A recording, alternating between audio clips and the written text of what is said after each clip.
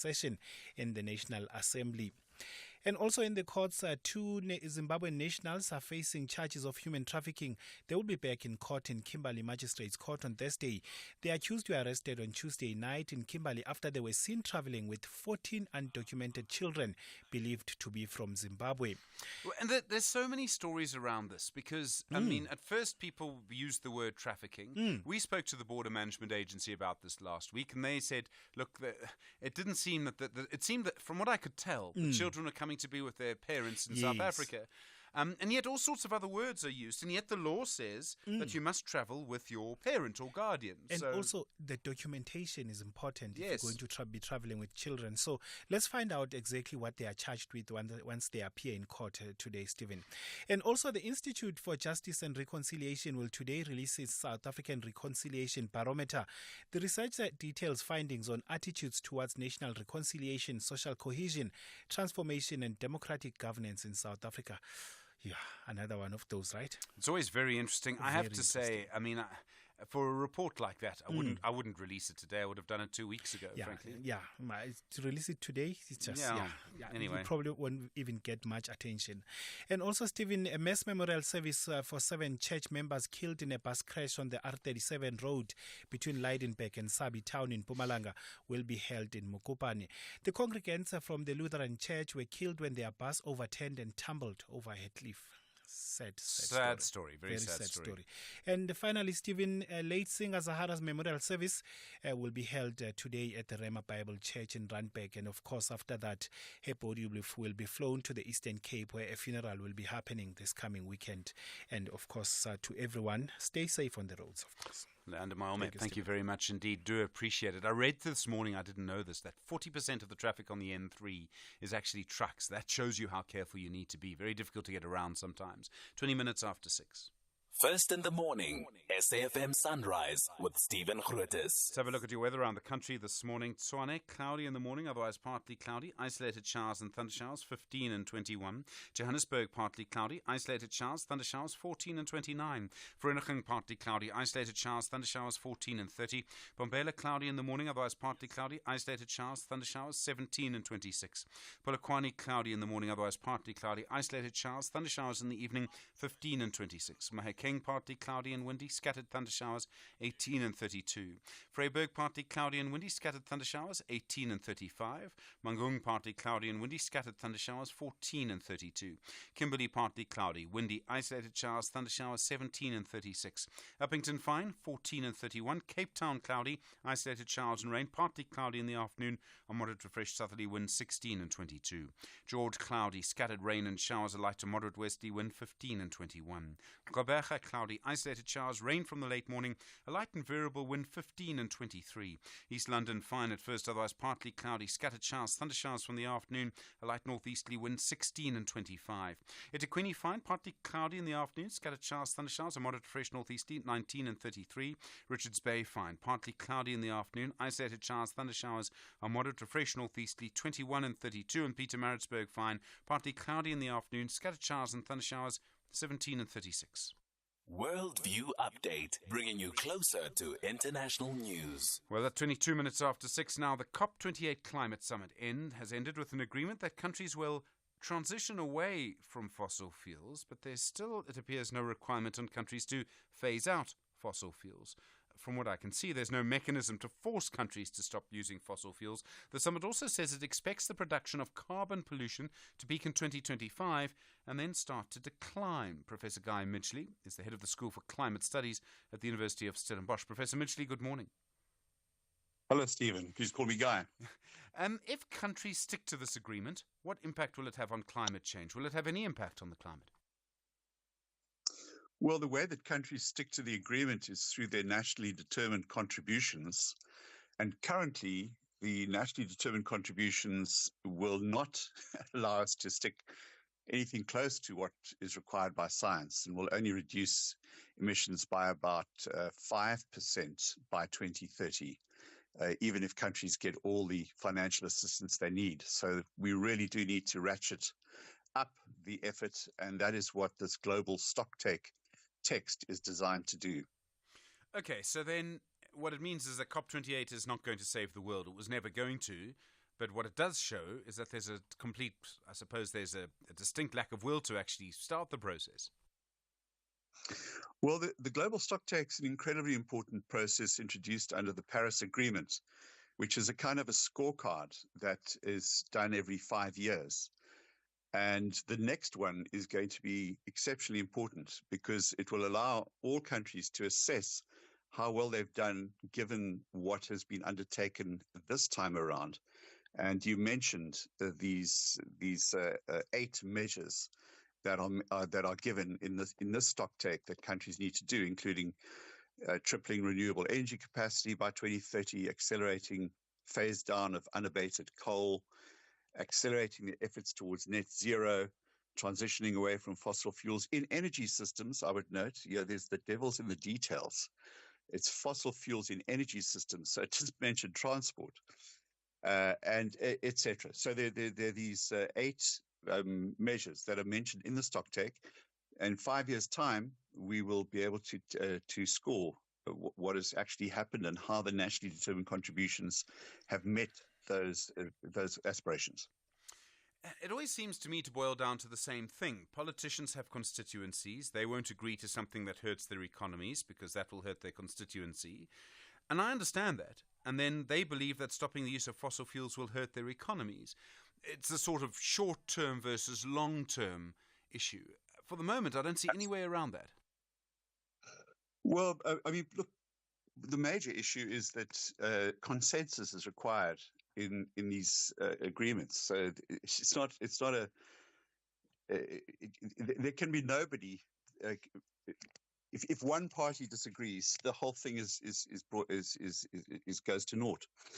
So it's actually quite an achievement to get this acknowledgement in this chapter, in this paragraph 28 in the agreement, given that the petrostates are defending their territory like absolute crazy. So in a way, it's a real step forward, but it's extremely hedged. The language is very, very hedged and talks about things like accelerating efforts towards as opposed to achieving. So, as I said, the devil is in the details, but the signal is extremely clear, and it does signal, according to some, the end of the fossil fuel era, at least the beginning of the end. So everyone's been focusing on COP28, and that's important. That's where everybody is. The 2 biggest polluters in the world, China and the US, have been meeting as well. I heard John Kerry, the sort of climate envoy. I didn't hear what the Chinese delegates were saying. But an agreement between the US and China, working almost sort of with COP, but kind of on their own as well. How important is that? Well, I think the processes that go on behind the scenes are incredibly important, especially if they go across traditional negotiating blocks like, the so-called umbrella countries or the leading countries in the developed world and the leading country in the G77 in China, which is the other massive negotiating bloc. So that's to be welcomed. The more transparency and the stronger the signals come out of the leading parties here, the stronger the outcomes will be in the long term, and the stronger the signal will be to the financial and economic system. It's essential that message come out strongly. The fossil fuel companies are trying to protect their territory tremendously by talking about phasing out inefficient fossil fuel subsidies. So there's a lot of space still left in the text, by which they're buying as much time as possible. Professor Guy Midgley, thank you, acting head of the school, acting director of the School for Climate Studies at the University of Stellenbosch. 27 minutes after 6. This is SAFM Sport with Zai Khan. Zai, good morning. Oh, look, another win for Mamelodi Sundowns. Unstoppable, Stephen. Unstoppable is Sundowns. 11 is their successive DStv Premiership victory. That's the number, 11 wins out of 11. They've beaten Cape Town Spurs 3-0 at Loftus Versfeld last night to maintain their record-breaking 100% start to the league season. Now, we also know the other midweek match, AmaZulu, they rose 4 places to 10th thanks to their 1-0 home win over fellow bottom side Sekhukhune United. Elsewhere, Manchester City's youngsters, it was Hamilton and Bob, who both secured a victory to help Pep Guardiola's side 3-2 over Red Star Belgrade, and they finished top of Group G in the Champions League. City now joined Liverpool as the only other English team to ever win all 6 Champions League group games in a season, on a defining night for the club's academy in Serbia. In the meantime, Newcastle United are out of the Champions League. They lost 2-1, and that was to AC Milan. Took place at St. James Park. Newcastle finished bottom of Group F. As a result, they are out of European competition entirely. Onto rugby now. The Saracens player Billy Vunipola has had his red card during the team's Investec Champions Cup defeat by the Bulls overturned by a disciplinary panel. The number 8 was sent off in the 52nd minute after making direct head contact with Cameron Hanekom. Now, the committee ruled the act was foul play, but there was insufficient force to warrant a sending off. And we also have news with golf, where Samuel Simpson carded a final round 4 under par 68 to claim a 3-stroke wire-to-wire victory in the 7th tournament of the Altron Big Easy Tour. This was held at the Kailami Country Club yesterday. Simpson, along with Kurt Groenewald, who was his closest challenger on day 3, came into the final round with a 1-shot lead as both players, they sought to claim respective maiden victories in this Sunshine Tour development circuit. Eventually, however, it was the 21-year-old from Royal Cape Golf Club who emerged victorious. And that's a wrap of your sport on Sunrise. We'll bring you more headlines, top of the hour. I'm Zai Khan. Zai, thanks very much indeed. In the next half hour, we'll talk about the Amapanyaza, the crime wardens in Gauteng. Your view on that as well. You with SFM leading the conversation. No load shedding. Stage 2 later, 6:30. Thank you, Stephen. In your headlines, the Special Tribunal's nullification of 2 companies' multi-million rand contract to erect a fence at the Beitbridge border post between South Africa and Zimbabwe still stands. This after the High Court in Johannesburg dismissed the appeal of Caledon River Properties and Prof Team against the nullification. The Parliament's Public Enterprises Portfolio Committee says it wants the Minister Pravin Gordhan to disclose all the information on the bidding process of acquiring an equity partner for South African Airways. The committee says it will subpoena Gordhan to appear before it. And the U.S. President Joe Biden has described as unnecessary the voting of the Republican-led House of Representatives to formally authorize its impeachment inquiry into him. The vote comes 3 months after the Republicans informally opened a probe alleging bribery and corruption against Biden family members during his tenure as vice president. I'll have details on these and other stories at 7. SAFM, guiding you through the rush hour traffic.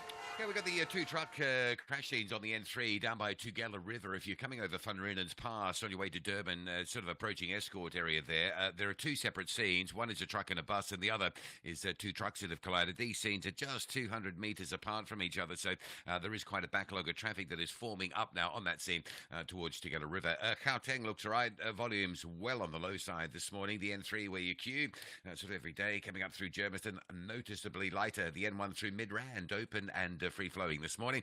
Cape Town, some pressure on Marine Drive. Again, you can't beat this one. The roadworks are still there. Just by Loxton Road at Woodbridge Island. So Marine Drive, as you have been all week, queuing up again as you come past the Milnerton High School on your way down towards that Woodbridge Island area. And a bit of traffic pressure coming out of Cales River this morning. Queues up on the Stellenbosch Arterial, making your way through towards the R300. That's heading towards Delft. Rob Byrne, SAFM Traffic. The business update on SAFM. Ray Machlaka, good morning. Good morning. Hi there. Asian markets, US markets, how are they looking? Well, both markets are up across the board. Investors are responding positively to the decision by the US Central Bank to not increase interest rates. The bank hinted that it is done with interest rate increases and it is now looking to cut them. Investors are now penciling in an interest rate cut from March next year. So US markets were mostly up across the board. And before the US market officially opens later today, the futures market is up. Nasdaq, Dow Jones, and S&P futures are each up 0.3%. In Asian markets, Hong Kong's Hang Seng is up 1.1%. China's Shanghai Composite is up 0.3%, and Japan's Nikkei is also up 0.2%. And the dollar to the rand is 18.58. And consumer inflation, our rate falling in November, a little bit at least. Yeah, the inflation rate fell slightly to 5.5% in November from 5.9% in October.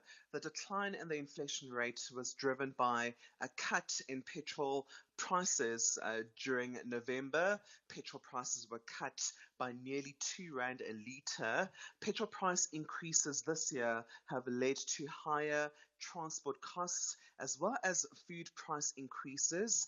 The inflation on food is still high, and this is the worrying point. The inflation on food increased to 9% in November. The prices of frozen chicken portions and eggs each increased by more than 7% in November. This is due to the ongoing bird flu outbreak. And then retail sales shrinking in the run-up to the festive season. No one's got money. Yeah, this festive season is set to look bleak because fewer consumers can afford to shop. Retail sales are continued to decline in October, falling by 2.5% during the month compared with a year ago. Retail sales have fallen every month this year because consumers are facing affordability problems, and economists from FNB expect the trend of declining retail sales to persist even during the festive season. Ray McClarkup, thank you very much indeed. Ray, of course, back in an hour's time. Africa Update on SAFM Sunrise, a continental overview of current African affairs. Ras Advocate Sipho Mantula, good morning.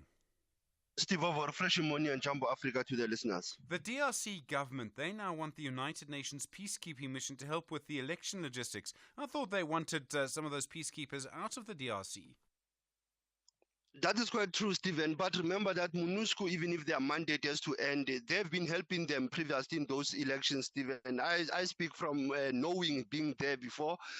And remember, Stephen, that they have to assist them with the delivery of voting staff that has to go to different provinces. Their mandate is only restricted to Ituri, North Kivu, and South Kivu. Now they've asked this mandate from the UN Security Council to allow MONUSCO to can extend its logistical support. Another challenge, Stephen, is that they are having their election during rainy season, and this has been a concern from observer mission reports about their choosing of their date of elections, and that's where most of the provinces and villages, the motorcades of saying you cannot access them, Stephen. That's one challenge. And finally, Stephen, I'll say to you, remember 2018, they had to push their elections 1 week ahead, just 3 days before. There are still concerns about this also in 2023, Stephen, concerning also the issue of voter cards, issues of asking UN to assist. But we have SADC, Stephen, we have AU that could have assisted, and the neighboring countries that will have assisted DRC rather than going to Geneva and asking the UN Security Council. And Sierra Leone, the Inspector General of Police, confirming the former president, Ernest Bai Koroma, a suspect in that coup attempt. Stephen, because that is quite true. Remember November 26th coup attempt last month. The former president was questioned for the fourth time this week, actually, Stephen. And in their engagement with the police, they found that he's remaining a suspect. Now he's under house arrest. Others are saying, is it house supervision or is it house arrest? So the former president, Stephen, like I said, he's a person of interest of what happened on November 26th last month when there was an attempt to overthrow the current president, Julius Maada Bio, who just visited South Africa during the launch of the APRM report that he handed over to President Cyril Ramaphosa. And then in Niger, the military leader there refusing to release the deposed president, the democratically elected president, in exchange for sanctions being lifted. General Chine is very clear, Stephen, that even if there was a meeting, the extraordinary meeting of ECOWAS, when I spoke this week, that they were looking at Niger, Mali, Guinea, Ouagadougou in terms of the attempted coup since 2020. One of the issues that came was the demand of the release of former President Mohamed Bazoum, that has been held under house arrest, Stephen, since July. So there was this bargaining, the plea bargaining that to release the president will lift the sanctions against your government. Now, they have refused, even say they will not release President Bazoum. Remember, there was an attempt at some point also for Bazoum to escape. So it appears that General Chini is using that as his defense, that they will never release President Bazoum. And also, this mooting of the federation in the Sahel, moving away from ECOWAS, is one of the reasons also that might push the Niger military junta not to agree for the release of President Bazoum. And then in Rwanda, the British Parliament voting to continue deporting asylum seekers to Rwanda. I mean, their courts have ruled the other way. That's quite true, but the vote yesterday was quite tough, Stephen. 313 to 269. Others saying that there was this overcoming of rebellion from his own MPs, the current Prime Minister, Rishi Sunak, in terms of this move of having asylum seekers being taken to Rwanda. Remember, this has been a long-standing debate that went to the courts, the issues of human rights being looked into, but it appears that they've went through with this parliamentary vote. And then in our archives today, Sipho, you're taking us all the way back to 1961. Stephen, this is the day when Tanganyika, now the Republic of Tanzania, became the member of the United Nations. And we know that 2 years later, they merged with Zanzibar to become the Republic of Tanzania. Interestingly, it was under the first president, Julius Kabarage Nyerere, who was the first president, and the vice president being Sheikh Abid Karum. Asante Sana SG, as was still leading the conversation. We are still here, Stephen, even when you go, Africa is still hitting with the news. As you were talking about COP28, we are talking about elections in DRC, and there will be more updates of the continent, what's happening in Mama Africa. Asante Sana SG. Russ Advocate Sipho Mantula, thank you very much indeed. Chat again next year. Sipho, of course, with you through the holiday period, 20 minutes to 7. Stephen Grootes on SAFM. Well, good to hear from you this morning. 086 000 2032. Issues around the Amapanyaza in Gauteng, the traffic wardens. Issues around what's happening with Westville and their ratepayers and politics as well. That seems to be getting a little bit complicated.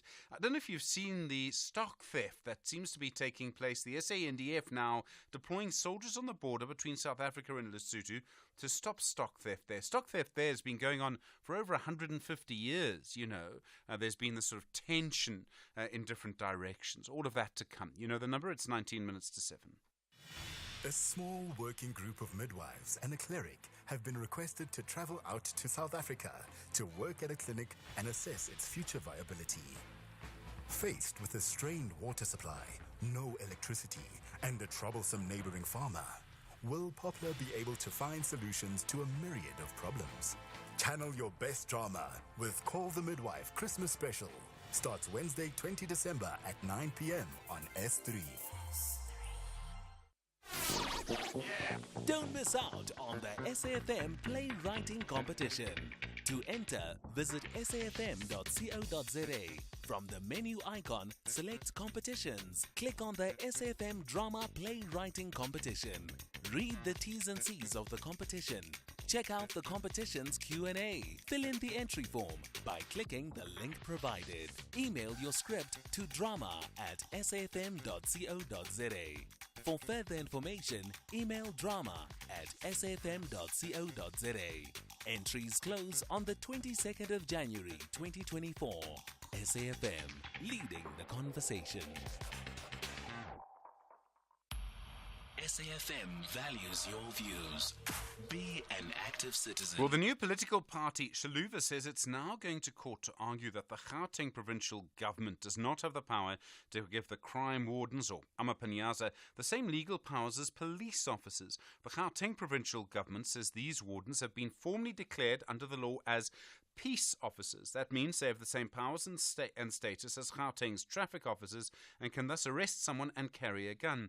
Several legal experts have said, in fact, the Gauteng provincial government does not not have the power to create a police force, and that someone is not allowed to carry a gun unless they've been through a certified training course.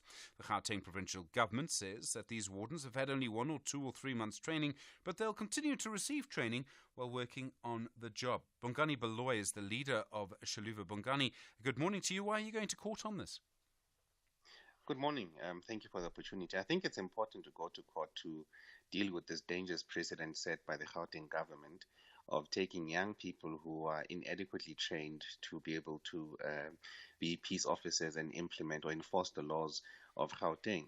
I think we all appreciate that they received 3 months training, and we don't even know what that 3 months training entailed.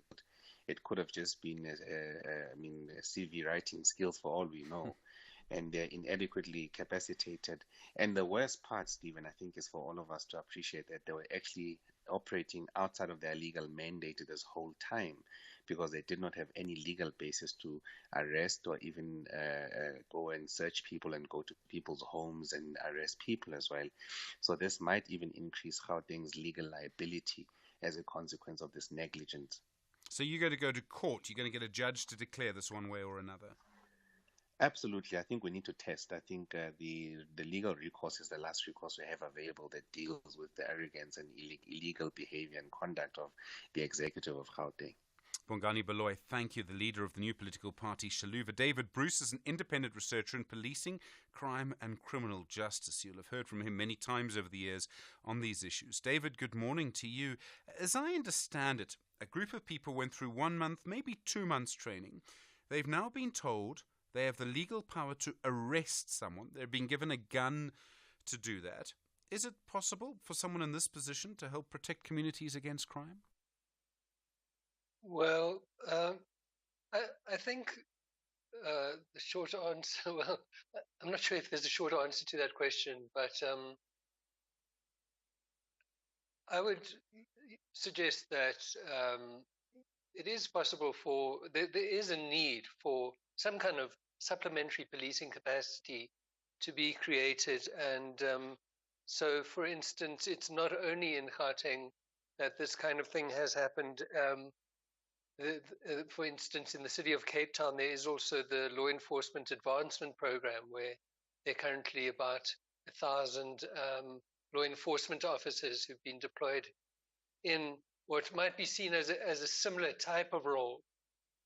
What's probably more of concern is that the Gauteng provincial government has rushed into the creation of this kind of policing type unit without having the management or without having the capacity to control and manage this type of policing type unit.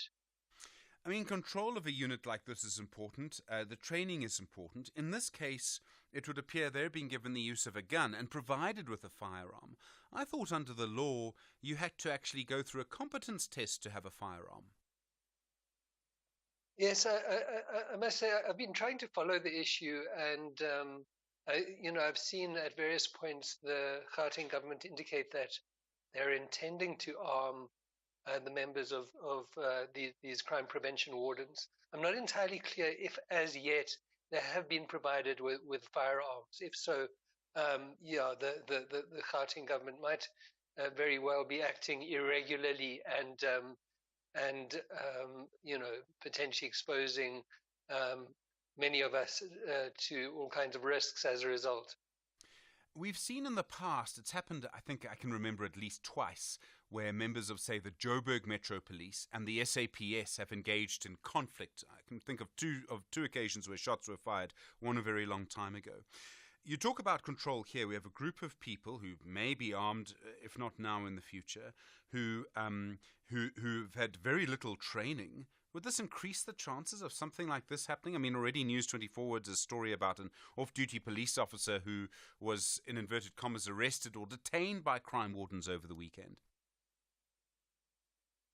Yes, I would, completely agree with the argument that it would be incredibly poorly considered and a profound error of judgment if they were generally to be armed. One problem that we have at the moment is that the problem of illegal firearms is in many ways linked to stolen, lost, or sold state firearms, and so generally arming the members of these units is likely to feed into the problem of illegal firearm proliferation. And there's also the risk of an ill-considered or otherwise unlawful use of firearms by these crime prevention wardens if they are actually armed with firearms, which I very much hope that they won't be. David Bruce, thank you. Independent researcher in policing, crime and criminal justice. Sibonelo, you're on the line from Umlazi. Good morning. The Amapanyaza, which way do you go on this? Hey, I just want to speak to one aspect of this, the competency part. It's very easy for us to talk about, I'm going to give someone who's a crime fighter a firearm.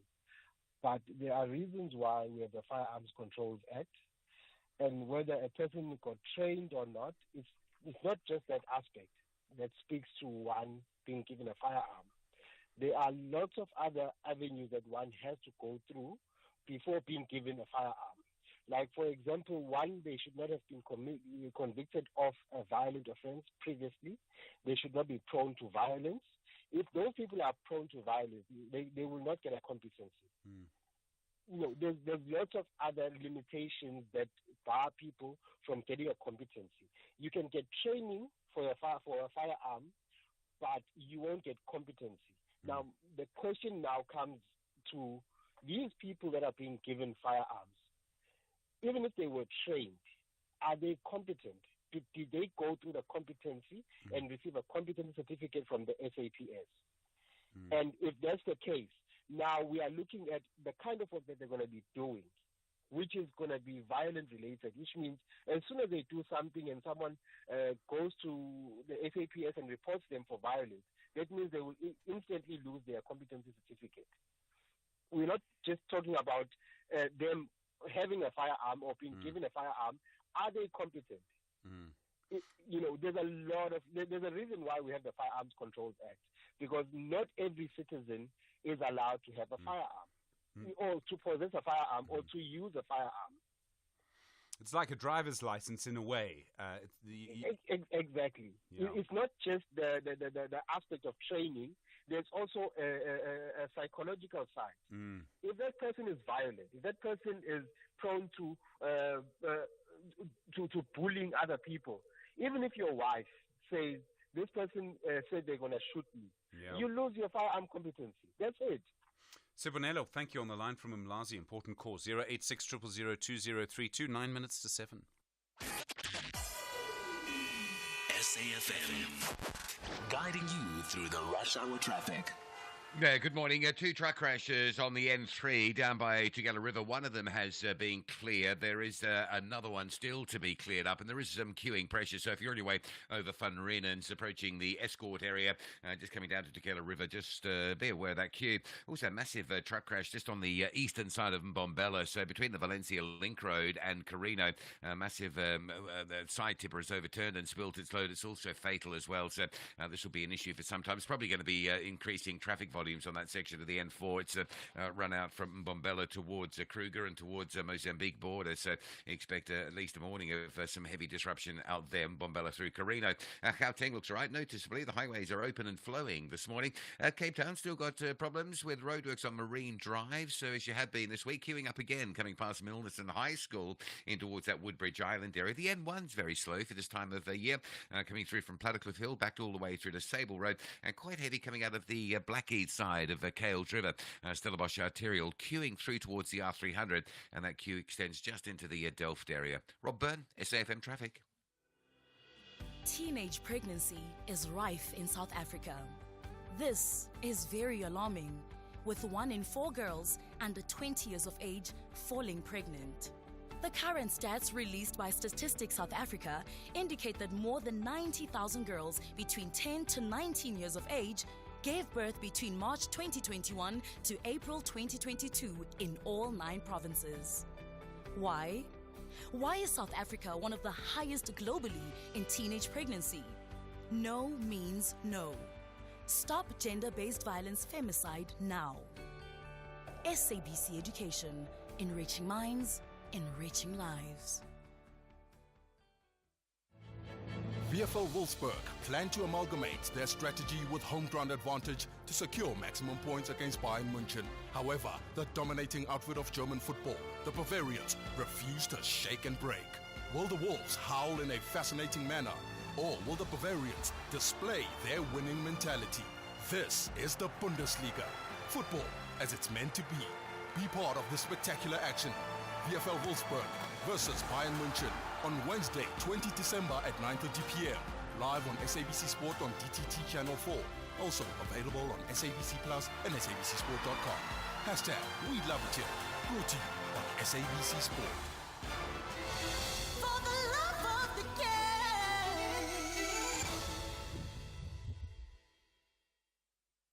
Stephen Grootes on SAFM. 6 minutes now to 7 the time. Good to hear from you this morning. You know the number 086 000 2032. Calls coming through about the crime wardens in Gauteng. Calls coming through around other issues as well. We will be talking, of course, in the next little while about that issue with stock theft on the border with Lesotho. Several reports in the last few days of tensions between different groups in eThekwini who are worried about the service delivery situation there. Some of them working sort of against the ANC-led administration, depending on how you see it. The DA says the eThekwini ratepayers protest movement has entered the political arena. Earlier this year, the Westville Ratepayers Association said its members would not pay their rates to the council. In the end, a court ordered that they must, and they said they would do so. Asad Gaf is the chair of the Westville Ratepayers Association. Asad, good morning. Good morning, Stephen. How are you? I'm well, thank you. Firstly, you chair the Westville Ratepayers Association. Is your group, or are you, part of the eThekwini Ratepayers protest movement? Yes, the Westville Ratepayers Association is part of the eThekwini Ratepayers protest movement, and I'm also the chair of that organization. Okay, so you're chair of both of these things.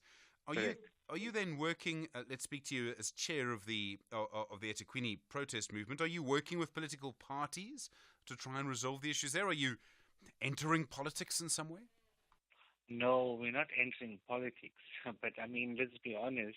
The problems that we face is as a result of politics. So to distance ourselves or to divorce ourselves or to abstain from entering into this, we're not entering into politics per se because we are not totally apolitical. However, we do understand that there needs to be a shift in the manner in which we are being governed. And perhaps maybe new rules needs to be written. Because what we're seeing at the moment, and this is what we try to do, we try to foster a discussion amongst all opposition parties with the view to dilute the power that the ANC-EFF coalition has on eThekwini. The DA, unfortunately, didn't want to be part of that process, whereas initially they were in agreement and they were happy to meet, and they were happy to meet with all other opposition parties, and then at the last minute they decided to pull out. Okay. And if the ANC asked to meet with you, I mean, would you, or would you refuse to do that? And I realize that's quite a complicated decision. We will meet with any political party. In fact, we've been reaching out to the ANC. In any event, we've been talking to the mayor, and the mayor is a political appointee, and he is part of the ANC. But notwithstanding that, we're prepared to meet with any political party. In fact, there's some new kids on the block, and they're coming up with some exciting proposals. Okay. The city of eThekwini has told us it's making progress with the infrastructure, that service delivery is improving. Are you seeing that? Are any of the problems being resolved? Oh, it's getting worse. I mean, the beaches just got closed the other day. I mean, they've been lying to everyone to say that it's safe, whereas the reality is that there's still effluent in the rivers. And as long as there's effluent in the rivers, it's guaranteed that the oceans are not safe. There's another section in Sydenham here. The road has totally collapsed. It's a main arterial road. It's like that for the last 3 months. In fact, that collapse is part of the eThekwini property. and they haven't resolved them. Now, you would think that if the service delivery or infrastructure collapse, they're attending to it timelessly. It's absolutely nonsense. It's getting far worse. Asad Ghaffar, thanks very much indeed. Chair of the Westville Ratepayers Association, but also chair of the eThekwini Ratepayers Protest Movement. Call us on 086 000 2032. Taki on the line from Limpopo, the Amapanyaza. Taki, good morning. Go for it. Good morning, Stephen. Very interesting. Stephen, this government of South Africa has a 2030 goal, which is that of ensuring that women and children are free to walk and play in the streets. Yeah. So what does that mean? It means that we need to ensure that our communities are safe by all means. So the initiative of the Amapanyaza is the very best we can think of. And in fact, it speaks to the intention of government. Because if you look at that National Development Plan, which I think is chapter 12, it tells you that you can mobilize communities. It tells you that you can form community structures, some of them in the form of the community safety forums. And if you look at the police acts, you'll find something called community policing, Sure. something. And yes, giving someone a gun, Taki? Well, I think here the question is, how long is it justifiable to train someone to give him a gun to use it? I think that is the question, Stephen, we all need to answer. But if you look at the private security companies, they do train their people for whatever long, but give them guns. Why are we not saying anything about it? No, well, I think they do. Yeah. Yeah. So for me, I think that it's not about going to court, what Bongani wants to do. It is about engaging constructively to say, can we really validate that the training these people have received, is such that we won't exacerbate already existing crime? I mean, these guns that are everywhere around our communities. But for me, honestly, whether it is formed at the provincial level or local level, it is neither here nor there. Crime is happening at the local level. Taki in Limpopo, I'm going to have to leave it there. Thank you very much indeed. Interesting call. Lots of different views on this. You're with SAFM leading the conversation. It's 7 o'clock. Outsurance will go out of their way to try and save you money on your car insurance. If they can't, ask for 500 Rand. SMS out to 38462. Now that's good news. Independent and impartial. This is SAFM News. Thank you, Stephen. In your top stories, 2 companies failed to nullify a court order on border fence and memorial service to be held for Zahara. This is SAFM News. A very good morning. I am Luyanda Maume. The special tribunal's nullification of 2 companies' multi-million rand contract to erect a fence at the Beitbridge border post between South Africa and Zimbabwe still stands. This after the High Court in Johannesburg dismissed the appeal of Caledon River Properties and Prof Team against the nullification. The court ruled that the service providers must pay back more than 40 million rand to the Public Works Department. The SIU found that there were tender irregularities and the fence which was erected in 2020 was of poor quality. Butibi Maluleke reports. The court has ordered the service providers to pay back the Public Works Department profit earned from the contracts as agreed by the experts within 30 days. The court also instructed the service providers to provide audited statements and statements of account reflecting their income and expenditure in the contract. The SIU has welcomed the court's decision, saying it will enforce the implementation of the SIU investigation outcome and consequence management. I'm Butibi Maluleke, SABC News, Polokwane. Parliament's Public Enterprises Portfolio Committee says it wants Minister Pravin Gordhan to disclose all the information on the bidding process of acquiring an equity partner for SAA. The committee says it will subpoena Gordhan to appear before it.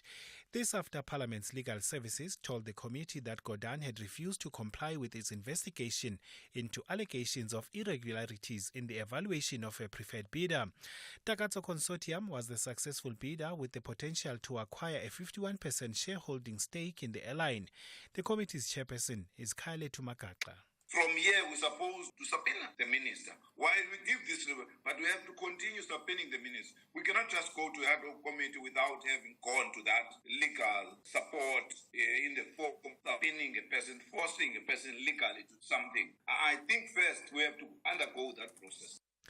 The presidency says while President Cyril Ramaphosa appeals the judgment of the High Court in Pretoria, Misuzulu Kazolithini remains the king of AmaZulu. The king's office says it has taken note of the president's decision to appeal the court ruling, which set aside Ramaphosa's recognition of the Zulu monarch. It found that Ramaphosa did not follow customary law and tradition in recognizing the king. Presidential spokesperson Vincent Magwenya. Following a study of the judgment, the President will apply for leave to appeal against this judgment. During the course of these legal processes, His Majesty King Misuzulu remains the identified heir to the throne. The multi-award-winning musician Bulelwa Mkutukana's memorial service will be held at the Rhema Bible Church in Randburg in the north of Johannesburg today. Mkutukana, whose stage name was Zahara, died in a Johannesburg hospital on Monday at the age of 36. Her body will be transported to her home to the Eastern Cape, where her funeral will take place at the weekend. The musician released 5 studio albums, with this 2011 debut album Loliwe reaching double platinum.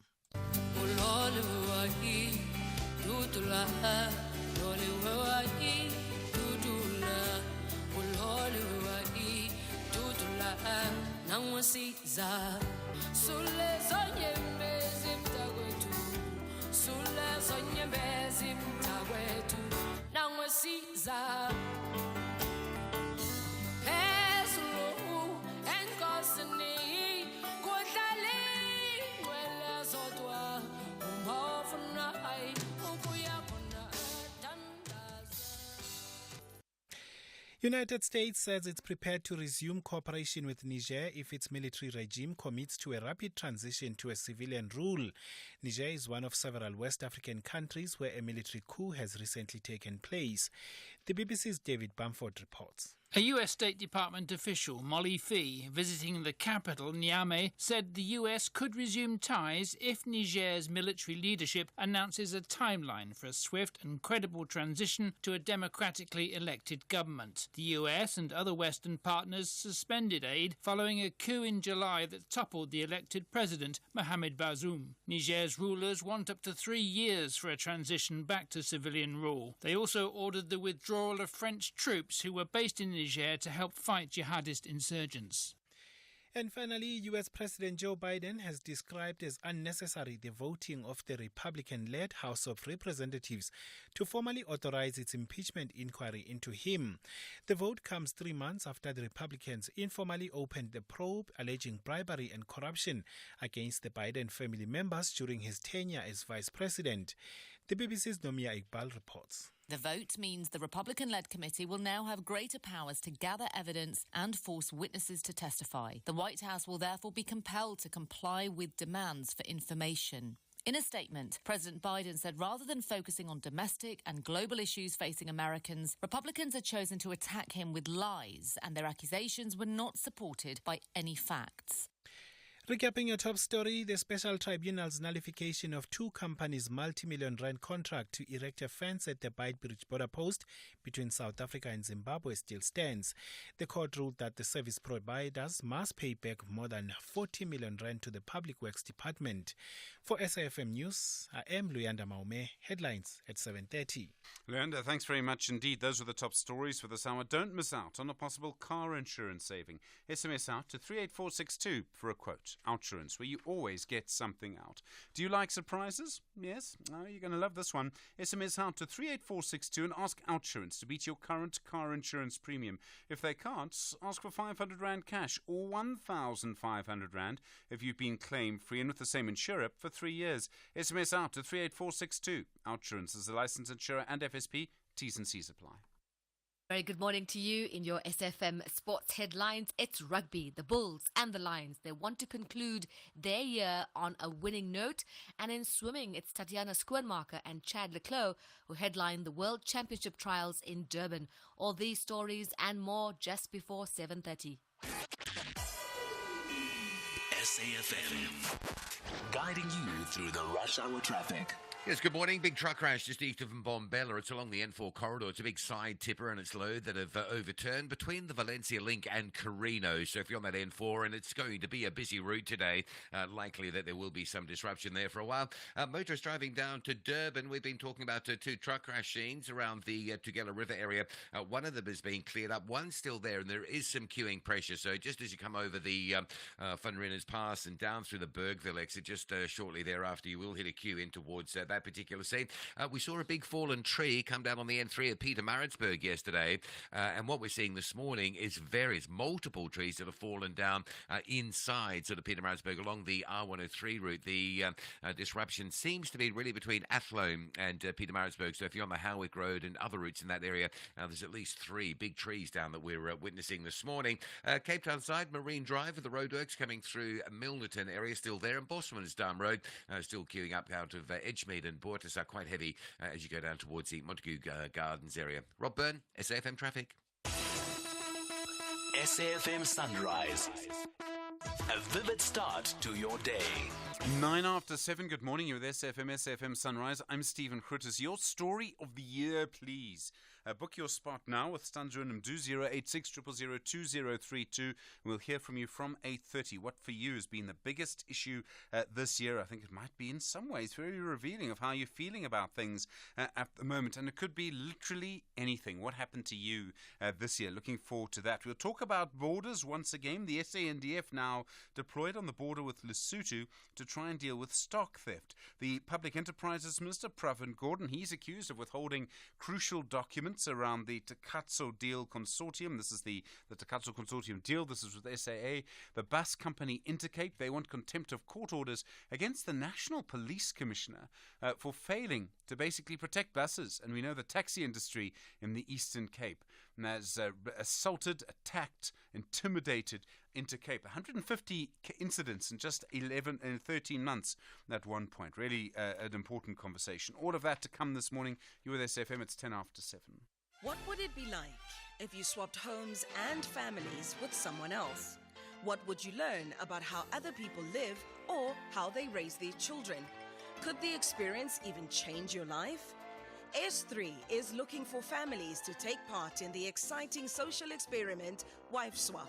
In this fun and informative series, wives from very different families agreed to swap homes to enter. Visit www.wifeswap.co.za. Open up new worlds of reality only on S3. Gautrain is for the legends who make moves to save and pay from as little as 35 Rand from Hatfield to Centurion. Is for Ikoko, who steady chill on neutral on a downhill just to save fuel. So when it comes to travel, make moves that save and pay from as little as 35 Rand from Hatfield to Centurion Station. Gautrain, for people on the move. The argument of who will lift the Carling Knockout Cup will be concluded by the referee's final whistle. Stellenbosch FC and TS Galaxy FC tackles each other for the big prize at the Moses Mabhida Stadium. Who will prevail eThekwini? Stellies or the Rockets? Catch the Carling Knockout Cup final between Stellenbosch FC and TS Galaxy FC on Saturday 16th December at 2:30 p.m. Live on SABC1 and SABC radio stations. Also available on SABC Plus and SABCSport.com. Hashtag We Love It Here. Brought to you by SABC Sport.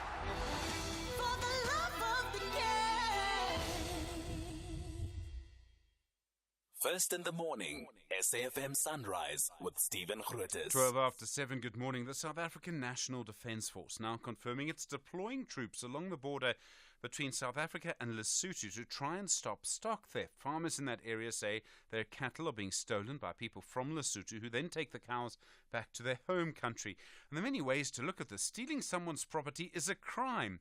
But as you've heard on SAFM before, this dynamic goes back about 150 years or longer, from the time that white farmers first moved into that area and used land previously used by the Basotho. You may remember the tensions around the Senekal area 2 years ago caused by stock theft. Freddie van Tonder is the Vice Chair of the National Stock Theft Prevention Forum. Freddie, good morning and thank you for your time.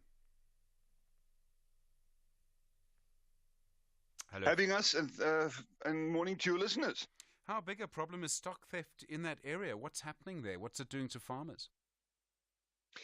Yes, stock theft has come through the ages, and yeah, it's a problem, especially in KwaZulu-Natal, and it's a financial burden to our livestock owners. But it's really a concern to us. Yeah.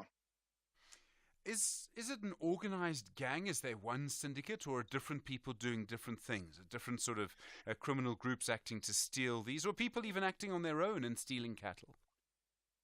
Yeah, syndicates and stock thieves has different methods and modus operandi in executing their criminal activities. You get different syndicates operating in different ways, and they're well organized. Isn't the terrain quite hilly in some places? Is it quite difficult to patrol that area? Yes, some of the areas along the Lesotho border is very rugged, mountainous, so it's very difficult to investigate and to get to certain areas, and that makes the investigation very difficult. So one needs to have very specialized units, specialized persons to investigate, and it's also it's an investigation that needs a lot of time. It's time consuming to investigate the case, especially in the rugged areas. We know our borders are not secure, and it's not just our border with Lesotho, but our borders to the north of our country as well. That area, very hilly, difficult. Do you think a few dozen soldiers are going to make much difference? I mean, do you think that we'll see any progress? Yes, I believe that we have them deployed on the Lesotho border, but it's a combined approach by all relevant security structures, including the SANDF, which plays a vital role in securing our borders, especially on the Lesotho border, and as well with the private security companies. It's a combined effort, but yes, definitely, the SANDF plays a vital role in securing our stock or cross-border stock theft along the Lesotho border, especially in KwaZulu-Natal. It must lead to huge tensions to people from Lesotho and people who are farmers. I mean, is there any other way? I can't see how, but is there any other way to deal with this? I mean, yes, there must be a policing response, and people who do this must be arrested and they must be accountable. But I mean, is there any other way to resolve it?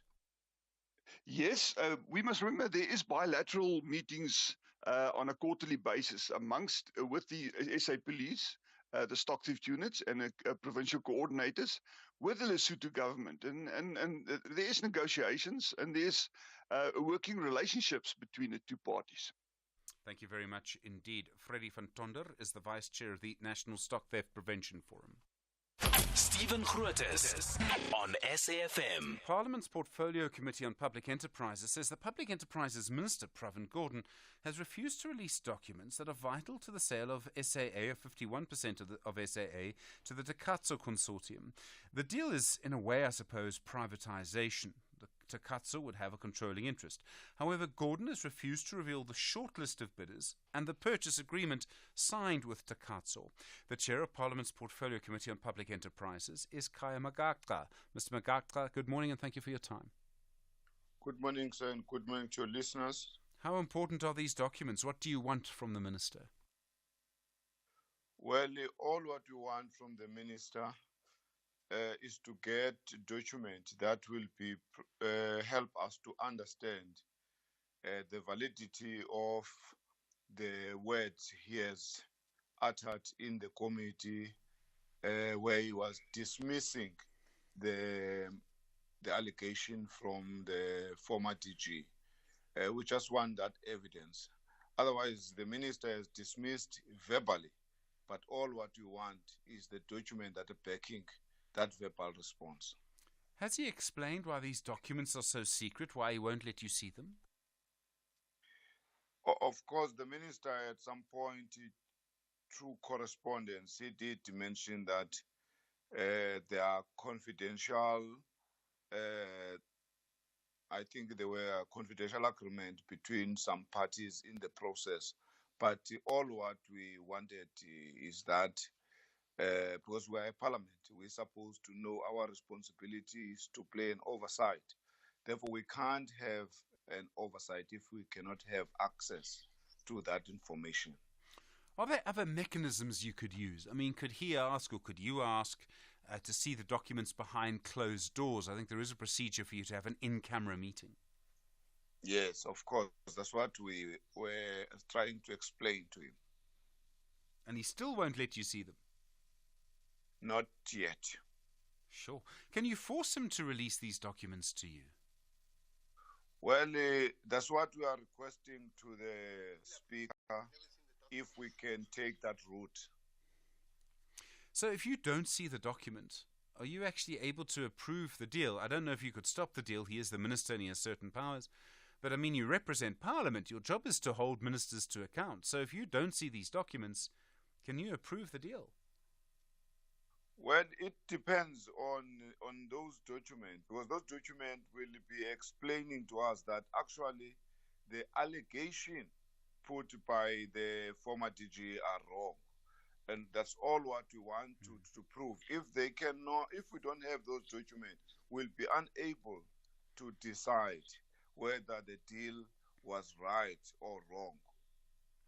So at this stage, who knows the actual deal? I mean, is it true that he did the whole negotiation himself? So it would only be him and Takatso. No one else from government, from his department, knows the terms of the deal. And he won't tell you the terms of the deal.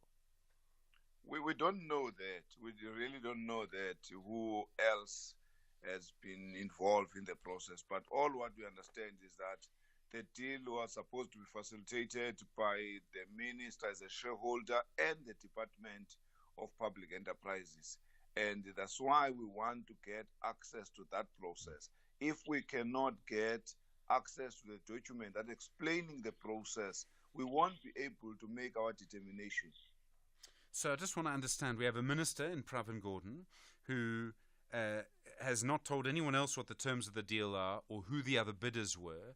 He, from what I understand, or for what's been reported, did the entire negotiation himself. No one else in the department knows. And he won't tell you. So, I mean, we have a minister, perhaps, I mean, this would be the accusation. We would have a minister who is selling government property, 51% of SAA, not telling anyone else, not including anyone else in the negotiation, and refusing to tell you exactly what happened. Well, there is that perception, but our understanding, according to the minister's explanation, is that the DG and the top management of the Department of Public Enterprises was actually central in that process. And himself, of course, in his capacity as a minister, playing a shareholder role. But of course, that perception is out there in the public. Hence, we want to get this evidence so that we can be with him in arguing that, no, it's not true. There are these B, C, and D people that were also involved in the process. Do you have the power to stop the sale? I don't know if you do. It may only be cabinet. I mean, do you have the power to stop this from going through if you don't get these documents? Well, our role as a legislative arm of the state is just to make recommendation and advise. We don't know what else. Perhaps the executive at the end of the day will be the one that are taking decision because they have an authority as the shareholder. Kaya Magaka, thank you. Chair of the Portfolio Committee on Public Enterprises in Parliament. 21 minutes after 7. SAFM is sharing the festive spirit by giving away 5,000 Rand to 10 lucky winners. To enter, SMS SAFM Festive, followed by your name and what the festive season means to you to 41391. And you could win. Tune in to SAFM throughout December and we could be calling you. SMSs are charged at R1.50. Free SMSs, free minutes and SMS bundles do not apply. Terms and conditions apply. Visit safm.co.za for more information.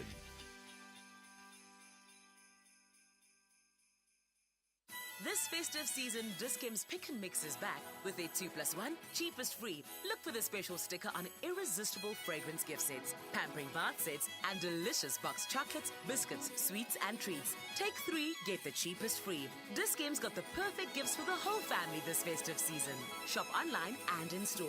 Wishing you joy, peace, love, and health. Dis-Chem Pharmacies. Better health starts here.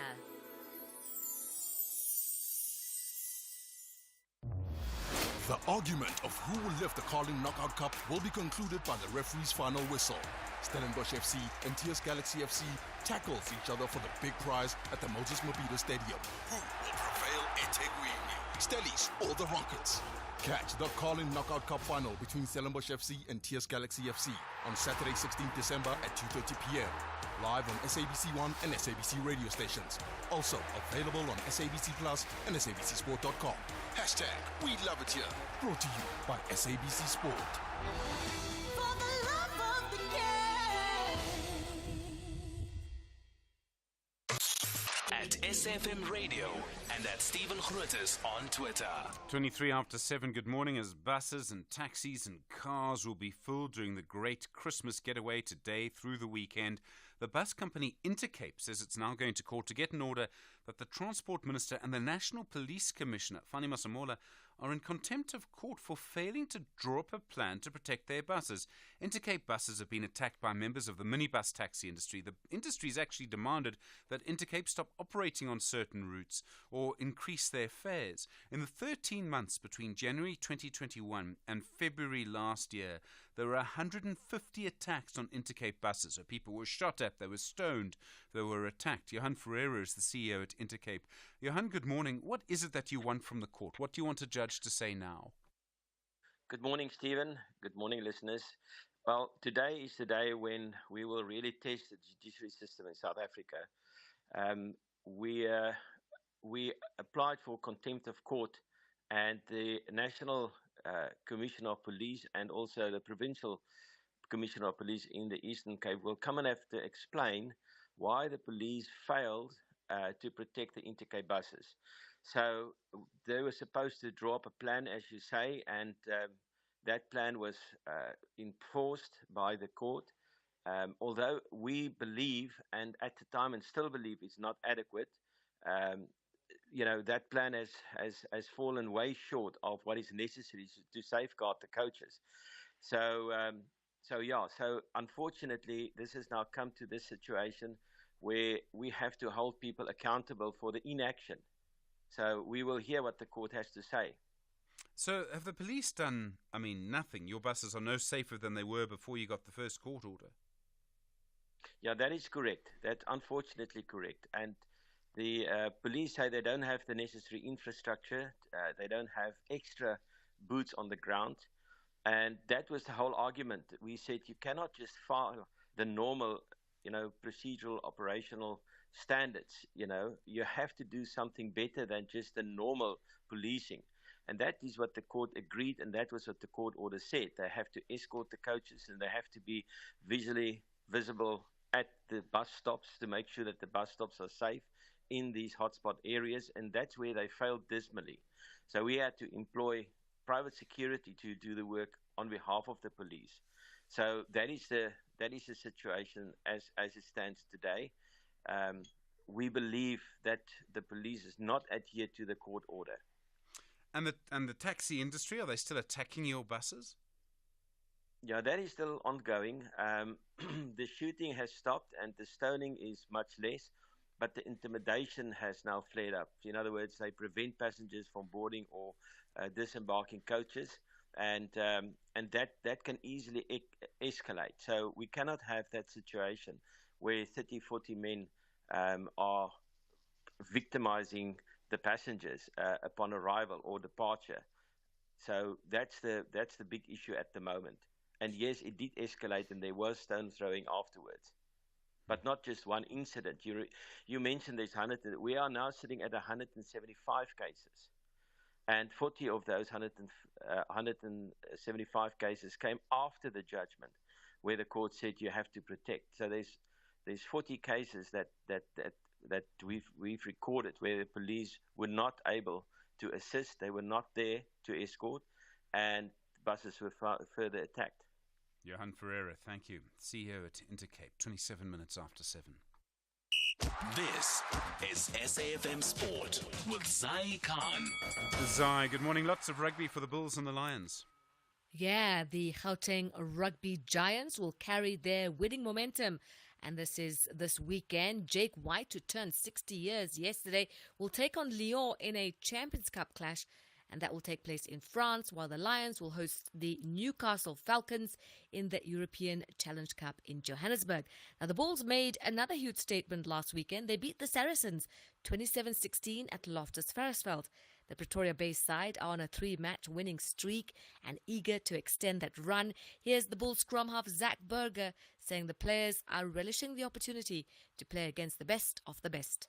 I'm just thinking about Takir Abrams that's playing for Lyon now as well. A very odd stepper. Arno Botha that's been at the Bulls.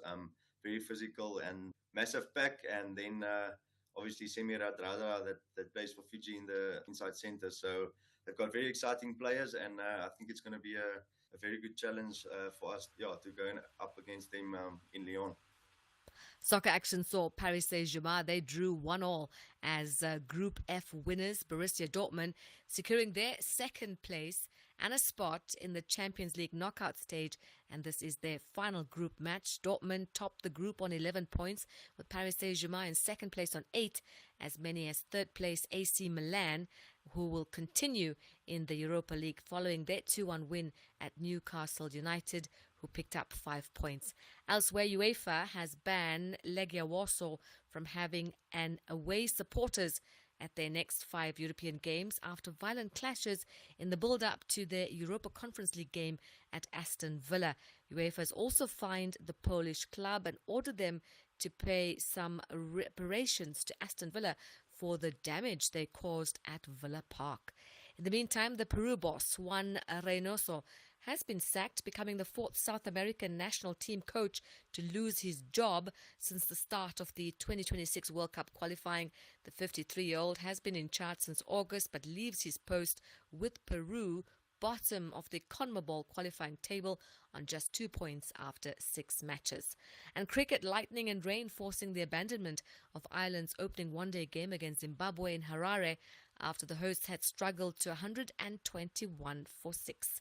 And finally, swimming action will see the likes of Tatiana Schoenmaker and Chad Leclos.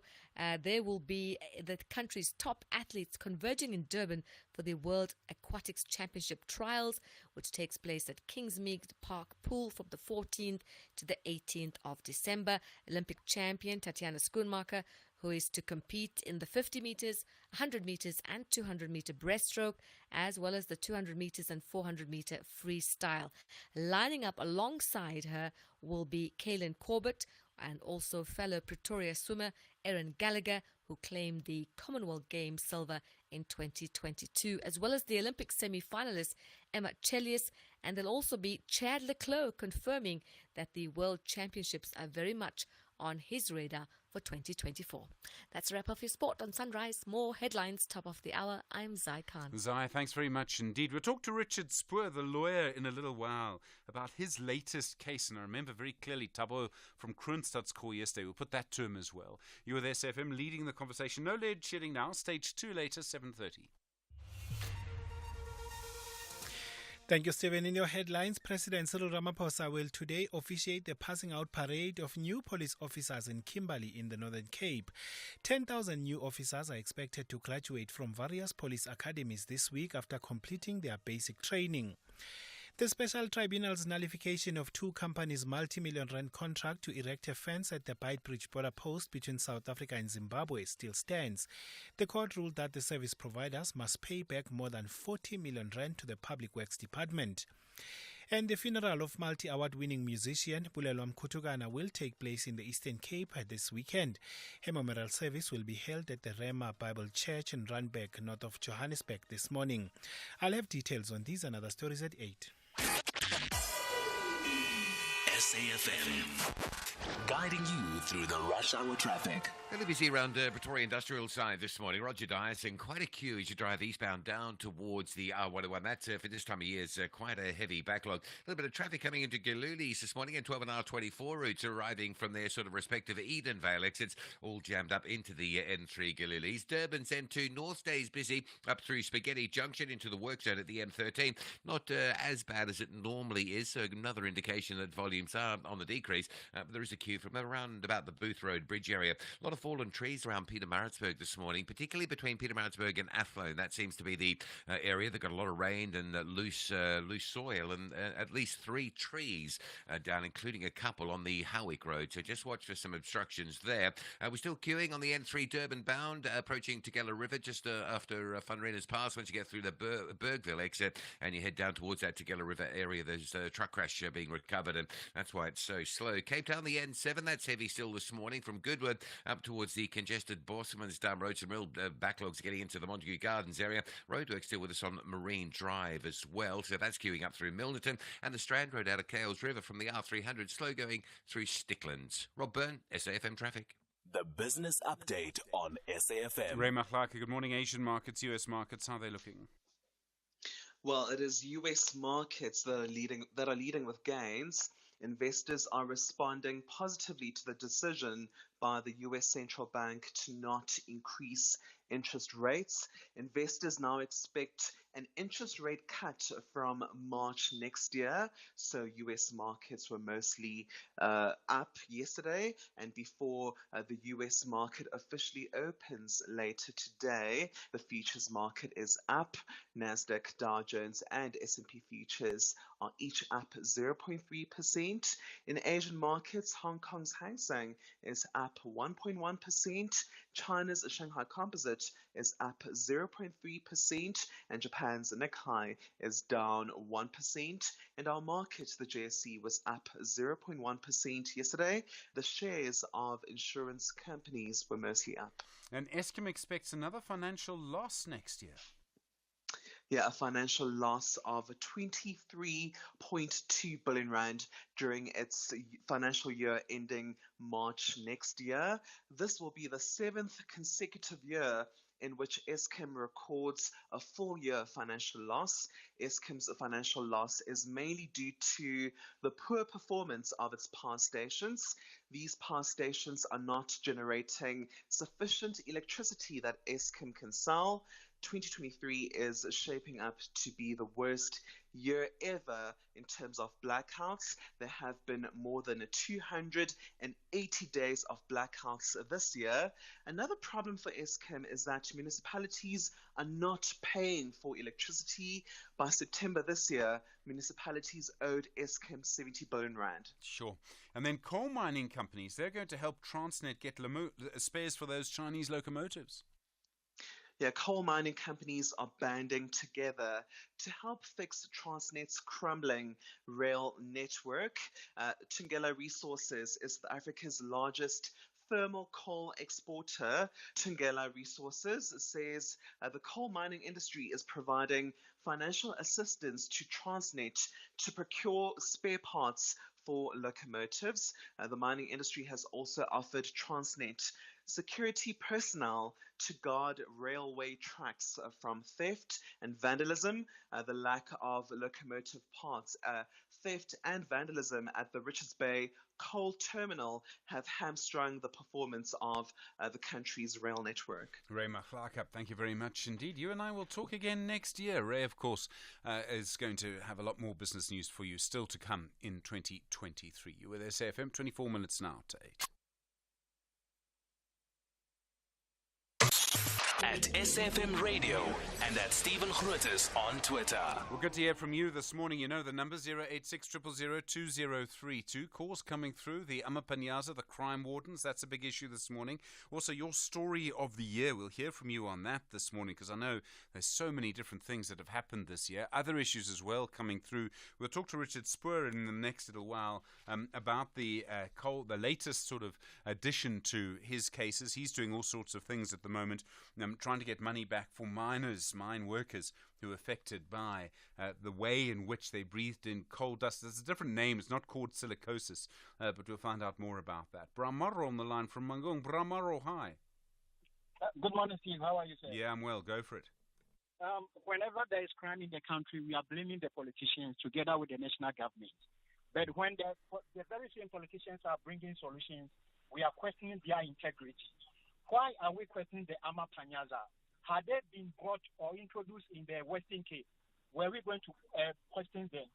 The statistics that we need to question follow is, since the introduction of the Amapanyaza, has crime rate reduced in Gauteng or has it increased? Steve, you and I can attest to it that criminals don't require license to hold firearms. Why then are we questioning the security agencies to be competent before they'll be able to use firearms? But Bramaro, hold on. But that's the difference between criminals and the security services, is that the security services are part of a properly trained force. That's the whole point. I mean, that's why they're tested. 100%. There is no well-trained security that you can find who never commit or make a mistake. The primary focus is they should prevent crime and then protect property. If they are able to do such a thing, there should be enough to protect us. You can have a well-trained bodyguard from Russia to protect you. At the end of the day, that bodyguard is going to flop. Whereas you might have an illiterate who is just being trained or was born with that talent. So let's just get rid of the certification. Besides, check the governments of Cyril Ramaphosa and Zuma. We all can attest that the governance of Zuma is far better, extremely better than that of Ramaphosa. But in education-wise, Zuma doesn't come near Ramaphosa. You understand? So that tells you that the technicalities in this should be weighed if there is competency in that. I wish we can have the Amapanyaza in the Free State because Bloemfontein, we are also soaking in various types of crimes. Thank you, sir. All right. Thank you, Bramaro. I don't know if that'll be a very popular view that President Zuma was a better president than President Ramaphosa. I think you might find people disagree with that, although it takes us down a rabbit hole a bit. Is it Basha in eThekwini? Hi, the Amapanyaza. Yes. Good morning, Stephen. Good morning to the listeners and your team. Stephen, the guy that was talking about the traffic officers carrying guns. Yeah. Firstly, it shouldn't be that way unless they go for a proper training regarding handling of firearms. Why I'm saying this is because if they're working for the government, then and they are allowed to carry a gun, people on the street now, the drivers and people will be. It's like a threat to them. Firstly. If they are right, they will be scared because the guy is carrying a gun. You might just take the gun and point it at him and things like that. But at the same time, if I'm working for the government and I don't know how to handle a gun, so which means I can have a gun, and it's fine because I'm working for the government. It shouldn't be like that. Yeah. Because I'll tell you, most of the metropolis, believe me, I'm a truck driver. I'm throughout the country, throughout Durban, and I'm with my vehicle as well, my personal vehicle. The traffic, metro police, sometimes I think they don't know their job because they wouldn't allow. Like I had an incident with a guy and he was going to clap me, and I told him try it and see what happens because I was parking on the road. I was double parked, and there was a vehicle that came out of parking. Obviously, I know it's not right. It was a loading bay. But to avoid the congestion on the road itself, the passing road itself, I was reversing into the loading zone. I said, if there's a vehicle that comes there, I'll definitely have to move away because it's a loading vehicle. Now, but there was no vehicle, and this guy actually stood behind the vehicle and he didn't want me to go into the parking. And he issued me with a ticket. So I said to him, hey, you're wrong because they don't know. Every morning they must go for EMT. early morning meeting, because they don't do that. And most of them are so lethargic they can't even run, Right. you know. And some of them can't spell. Yeah. So they need to go for training, bottom line. And Right. then they can have the gun. Thank you very much, All right. Stephen. You have a good day. You too, Bashar, on the line from Etiquini. Okay, interesting views there. Look, I mean, for me, it comes down to training. I mean, to put it another way, someone knocks on your door in the middle of the night, and they say they're crime wardens, they've come with guns, and you actually see that it's your neighbor who you've been fighting with for 10 years, and he's gone on his month-long course. How do you feel then? On the other hand, you're walking down the road, someone tries to mug you, and a crime warden catches them. How do you feel then? Lots of different ways to look at this. 18 minutes to 8.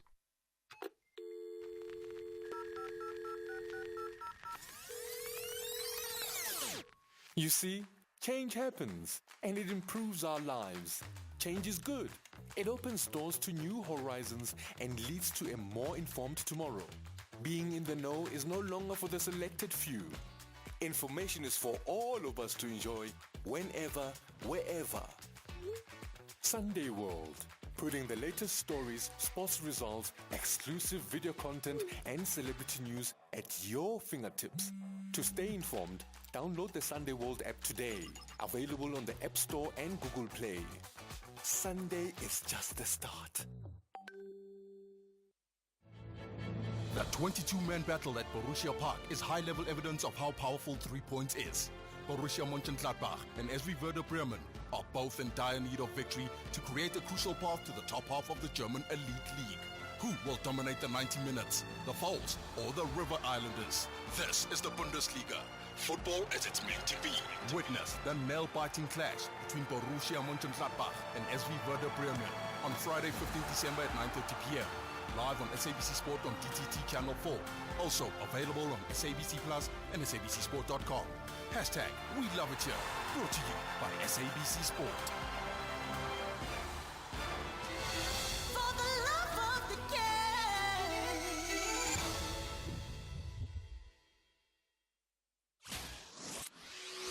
SAFM.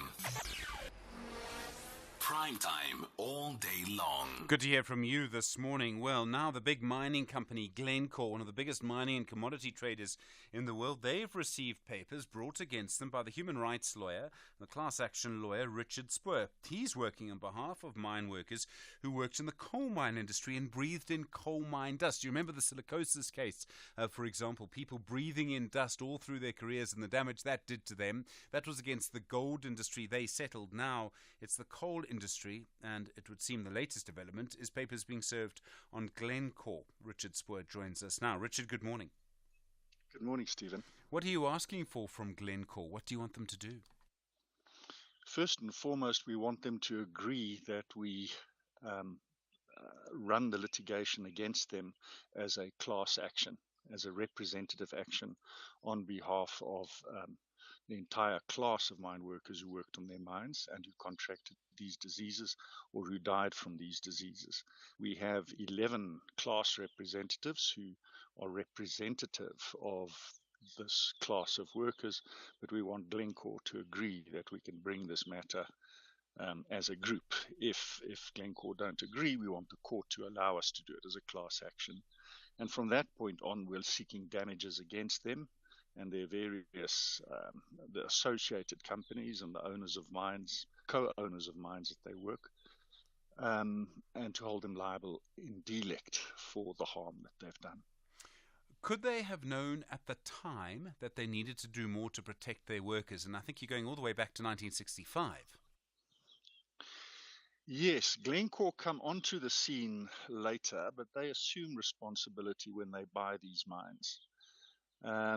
Certainly the knowledge around these diseases and how to prevent them is well understood. And a core part of our case is about how the racial setup in this country contributed to excessive exposures, a lack of concern for the lives of black mine workers in particular. When Glencore came into the country and bought over these companies, they knew and understand the background and history, but we're also holding them liable for their own neglect. They've been here for about 20 years, and during this period, significant numbers of workers have gotten ill as a result of the poor conditions underground in their mines.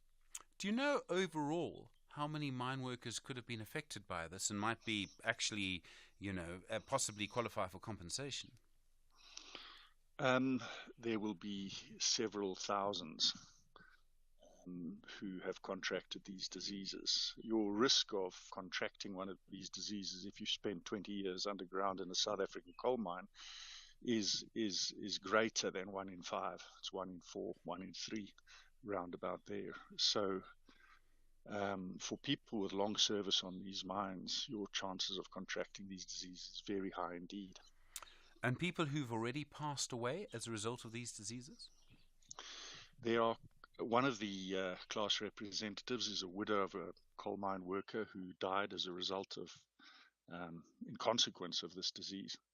And yes, there are claims for dependents, and we're including dependents as a class of people who have a claim against Glencore.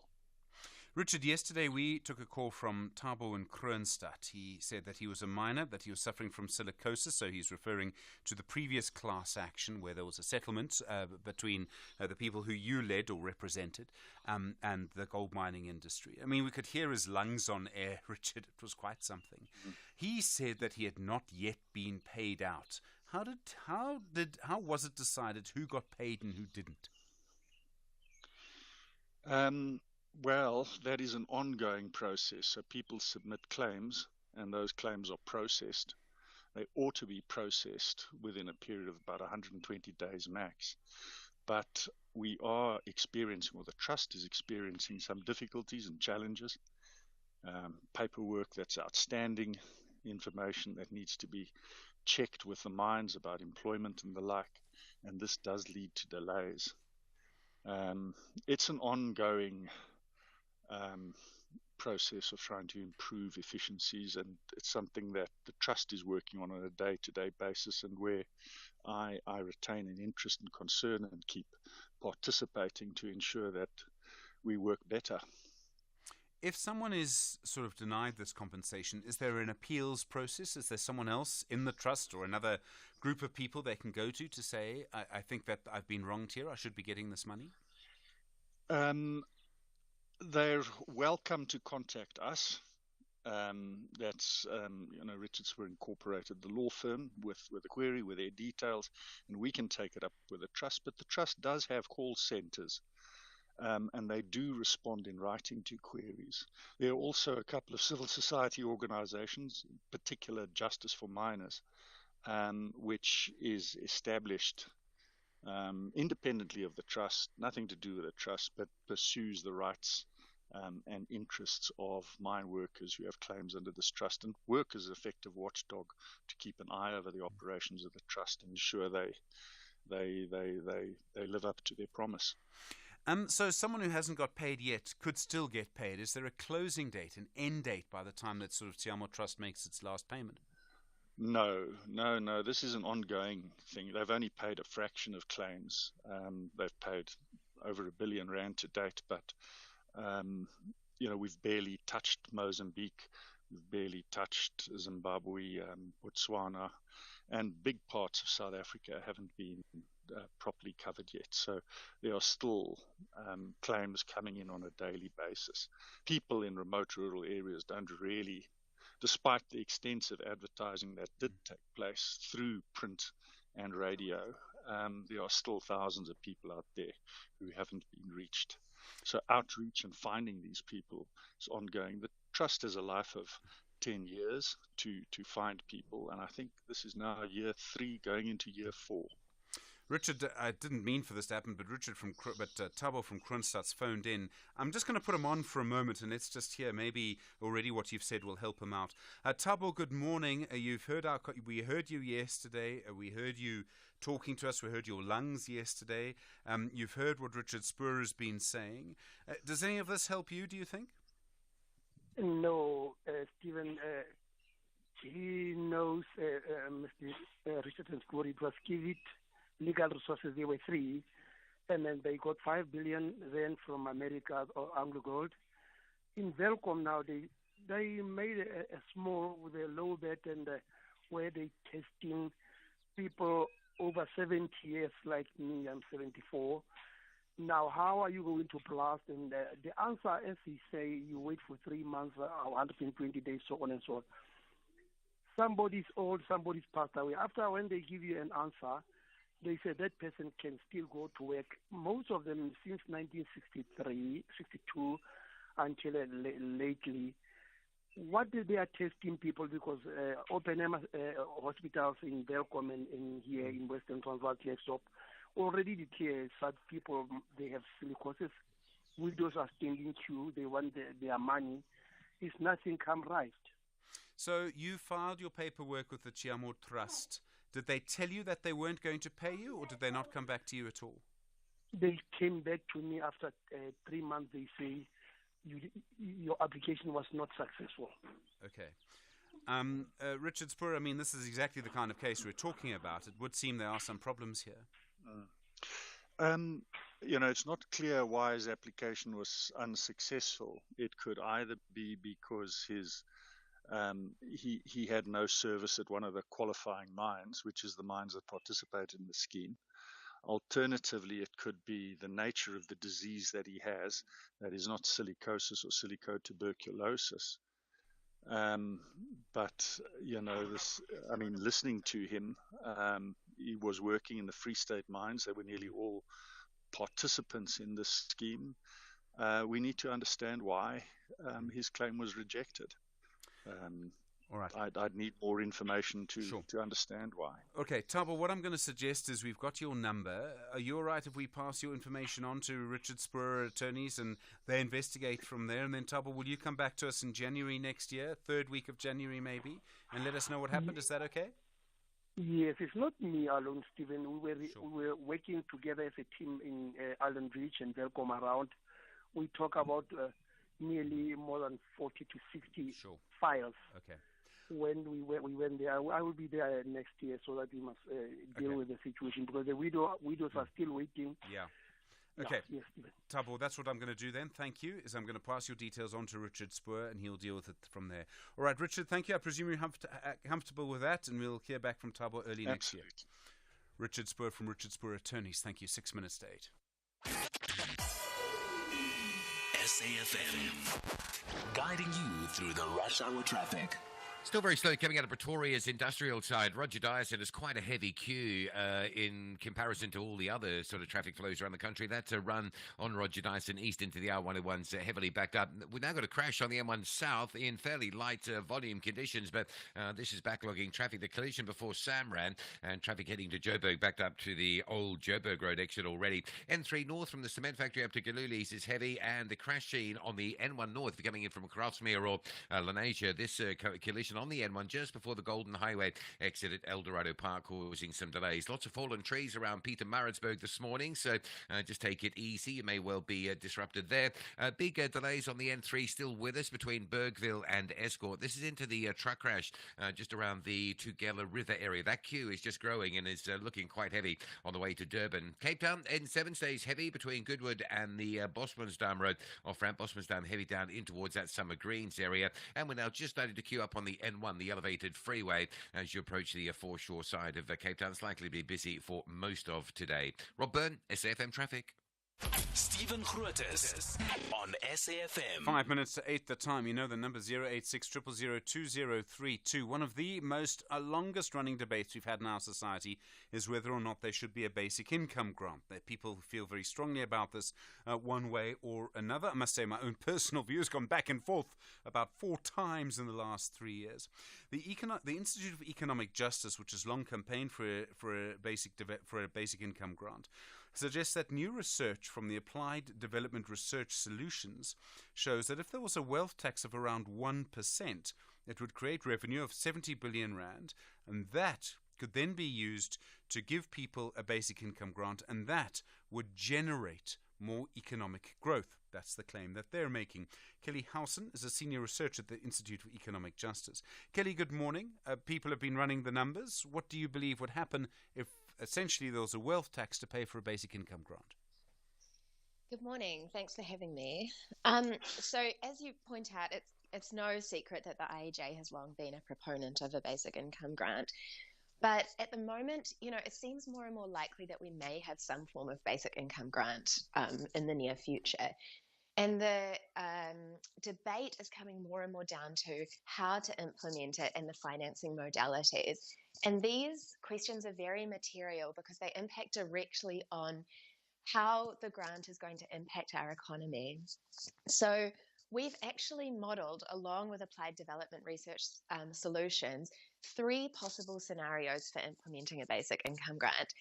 And some of them are financed by a wealth tax in the range of 0.5 to 1%, alongside other financing mechanisms. We've also explored the idea of a ring-fenced social security tax.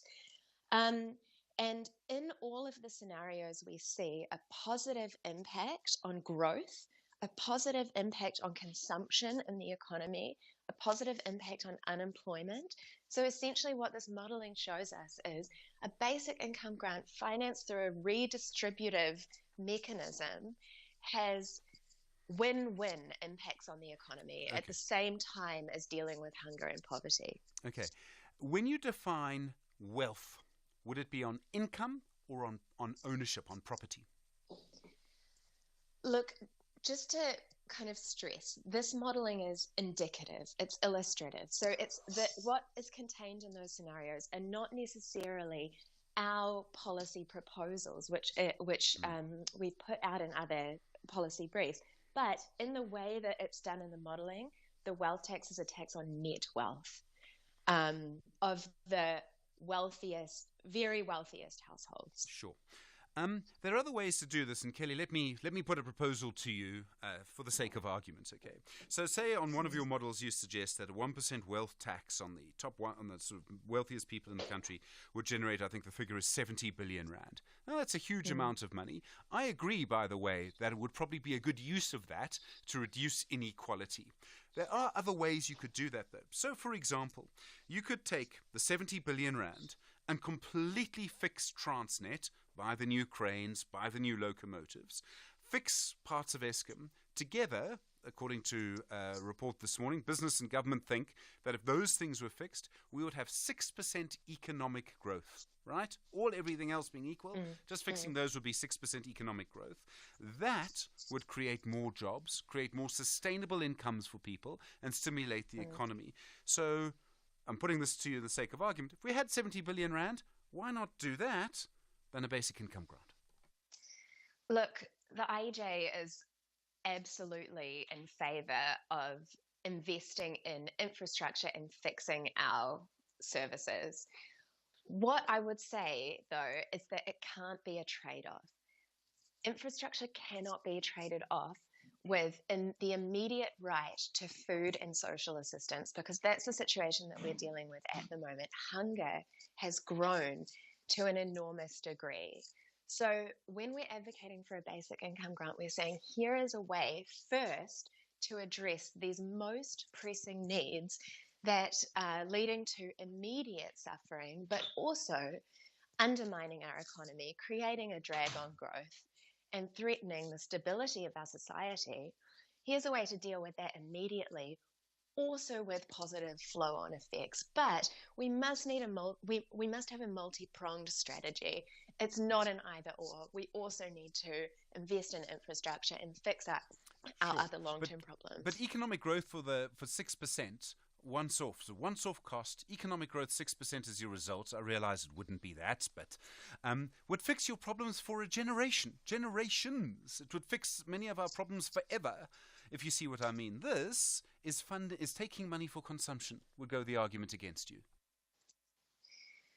Look, again, I think I would just kind of resist this language of trading off one priority against another, because yes, we do need to fix those challenges to unlock greater growth in our economy. But at the same time, we need to be putting money in people's pockets who are excluded from the economy right now and who are struggling to eat.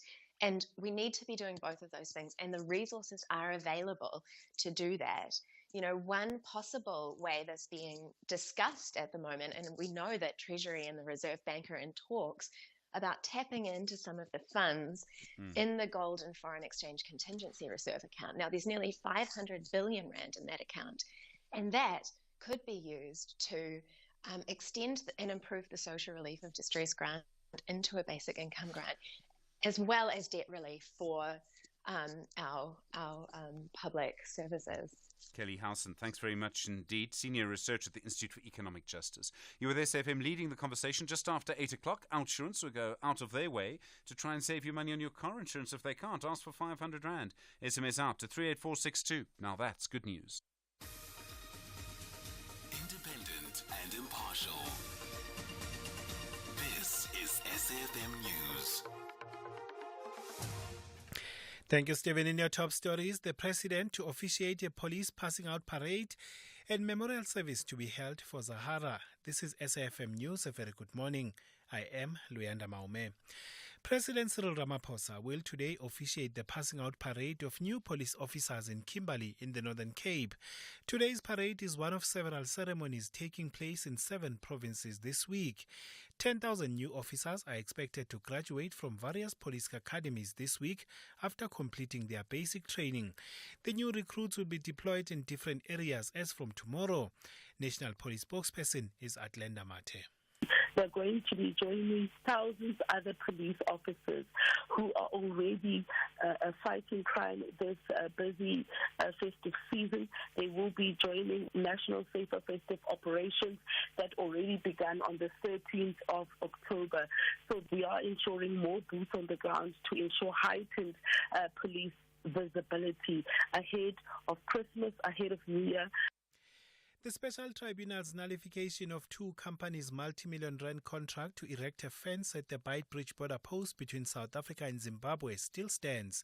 This after the High Court in Johannesburg dismissed the appeal of Caledon River Properties and Prof Team against the nullification.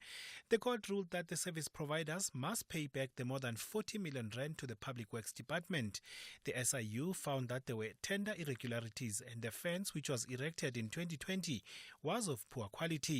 Butibi Maluleke reports. The court has ordered the service providers to pay back the Public Works Department profit earned from the contracts as agreed by the experts within 30 days. The court also instructed the service providers to provide audited statements and statements of accounts reflecting their income and expenditure in the contract. The SIU has welcomed the court's decision, saying it will enforce the implementation of the SIU investigation outcome and consequence management. I'm Butibi Maluleke, SABC News, Polokwane.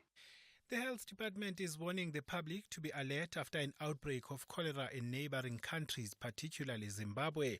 Cross-border travel is expected to peak during the festive season, making South Africans vulnerable to the outbreak. That's why a member of Mayoral Committee for Health, Rina Marx, says vigilance is key to preventing an outbreak. If you are unsure about the quality of water, boil the water before use. Wash fruit, vegetables and meat using water that has been boiled. Good hand hygiene is important to prevent the spread of cholera. The Tshwane Health Department has already put measures in place to ensure a speedy response to possible cholera cases. The funeral of multi-award-winning musician Bulelwa Mkutukana will take place in the Eastern Cape next weekend. Her memorial service will be held at the Rhema Bible Church in Randburg in the north of Johannesburg this morning. Mkutukana, whose stage name was Zahara, died in a Johannesburg hospital on Monday at the age of 36. The musician released 5 studio albums. Israeli Prime Minister Benjamin Netanyahu says his country will continue its war in Gaza until it achieves a victory against the Palestinian militant group Hamas. On Tuesday, the UN General Assembly adopted a non-binding resolution demanding a ceasefire. Fighting has continued to rage across Gaza as Israel forces search for Hamas militants. And finally, scientists monitoring the world's biggest iceberg as it drifts away from the Antarctica say they have now more information on what's happening to it. The frozen block is now moving into the Southern Ocean, where its melting rate will accelerate. Here's the BBC's Jonathan Amos. This is A23A, current title holder of the world's biggest iceberg. Scientists have used radar pulses from a European Space Agency satellite to essentially take a tape measure to the Colossus. The researchers from the UK's Centre for Polar Observation and Modelling say the berg has lost quite a bit of mass since breaking away from the Antarctic coast in 1986, but it still tips the scales at 950 billion tonnes. Recapping your top story, President Cyril Ramaphosa will today officiate the passing out parade of new police officers in Kimberley in the Northern Cape. For SAFM News, I am Luyanda Maume. Headlines at 8:30. Luyanda, thank you. Those were the top stories for this hour. Don't miss out on a possible car insurance saving. SMS out to 38462 for a quote. Outsurance, where you always get something out. The best kind of surprise involves money, and lots of it, coming your way, of course. SMS out to 38462 and ask Outsurance to beat your current car insurance premium. If they can't, ask for R500, 1,500 Rand if you've been claim-free, and with the same insurer for 3 years. SMS out to 38462. Outsurance is a licensed insurer and FSP. T's and C's apply. A very good morning to you in your SAFM sports headlines. The cricket action is back. Proteas taking on India today in the third T20I. The venue will be Wanderers Stadium. And in soccer news, Champions League winning coaches Pep Guardiola and Jonathan Giraldes named the FIFA Best Coach shortlists. Let's find out more just before 8:30. SAFM, guiding you through the rush hour traffic. Well, it still stays heavy on the N1 South. This is the run from Pretoria down to Joburg. We've got a crash around the Sanrand Road exit, and the traffic is heavily back through Old Joburg and working back towards the Bruckfontein interchange area. Also, a collision on the N1 North at the Golden Highway exit in Devlin. That's a heavy queue coming up from the N12 Potch Highway join as you make your way past Eldos up in towards that Devlin area on your way to Joburg. And this truck crash still causing a massive backlog on the N3 Durban bound. The collision down by Tugela River. It's just before you get to Tugela River, so once you get past the Bergville exit, you will join a big backlog of trucks and vehicles stacking up into that scene. Rob Byrne, SAFM Traffic. SAFM Sunrise. A vivid start to your day. 8 after 8. Good morning. You're this SAFM Sunrise. I'm Stephen Grootes. Lots going on. Your story of the year, please, from 8:30. What for you is the big thing that happened this year? What happened to you this year? It'll be an interesting conversation, I think. Looking forward to that. So please, call now. Book your spot, 086 000 2032. You know what usually happens when we do this? We do Story of the Week, but this, of course, will be Story of the Year. More conversations to come around the Antarctic, a recent trip there, what they saw, what they learned. We'll talk about schools as well. And please, just a reminder, take it easy on the roads. Take care on the roads. Come back to us next year and stay with us through the holiday season as well. There's a lot more to come on SAFM, I must just tell you. 9 after 8. Join us on Afternoon Express Tuesdays at 6 p.m. on S3. As being alone this festive season is what clinical psychologist Lee Mbata is here to help us with. Gynecologist Sherry Lee Franks has tips to keep your digestive and urinary tract healthy. Plus, get genius gifting and fashion ideas. On Afternoon Express Tuesdays at 6 p.m. Repeat Sundays at 8:30 a.m. only on S3.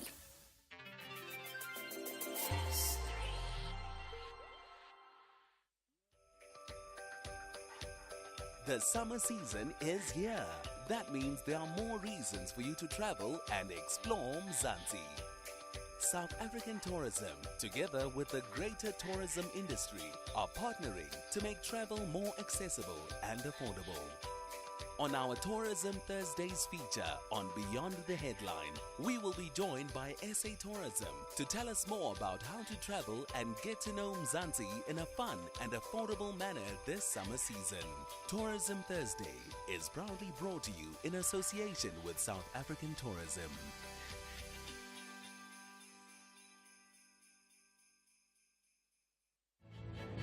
The 22-man battle at Borussia Park is high-level evidence of how powerful 3 points is. Borussia Mönchengladbach and SV Werder Bremen are both in dire need of victory to create a crucial path to the top half of the German Elite League. Who will dominate the 90 minutes? The Foles or the River Islanders? This is the Bundesliga. Football as it's meant to be. Witness the nail-biting clash between Borussia Mönchengladbach and SV Werder Bremen on Friday, 15th December at 9:30 p.m. Live on SABC Sport on DTT Channel 4. Also available on SABC Plus and SABCSport.com. Hashtag We Love It Here.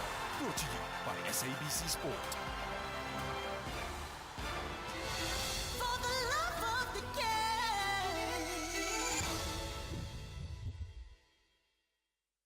First in the morning, SAFM Sunrise with Stephen Grootes. 11 after 8, good morning. Well, lots going on this morning. Certain stories that you see time and time again. One of them, that from time to time you hear of schools refusing to actually release the results or the reports of a particular learner, and that's because the parents haven't paid. In this case, it's a Joburg school. It's Glen Vista High School, well-known school. And what apparently happened is that the mother was told she had to pay 11,000 Rand to get the school results. The learner is finishing grade 11, so obviously very keen to know how they did ahead of going into matric next year. As I understand it, the parent, in fact, is a domestic worker. Elijah Mhlank is the spokesperson at the Department of Basic Education. Elijah, good morning. Stephen, good morning. Thank you so much for having us. It's been the law for years, hasn't it, that a school can't do this, that a school can't insist on payment before releasing results? That's correct. That's why it's concerning and shocking that a public school would still do something like that when they know full well that it is against the law. I mean, the Section 25 of the National Protocol on Assessment 2011 says that a school may not withhold a report card for any reason whatsoever. So, it's troubling that a school would do something like that and causing stress to the learner who has worked throughout the year and only to be denied access to their report card.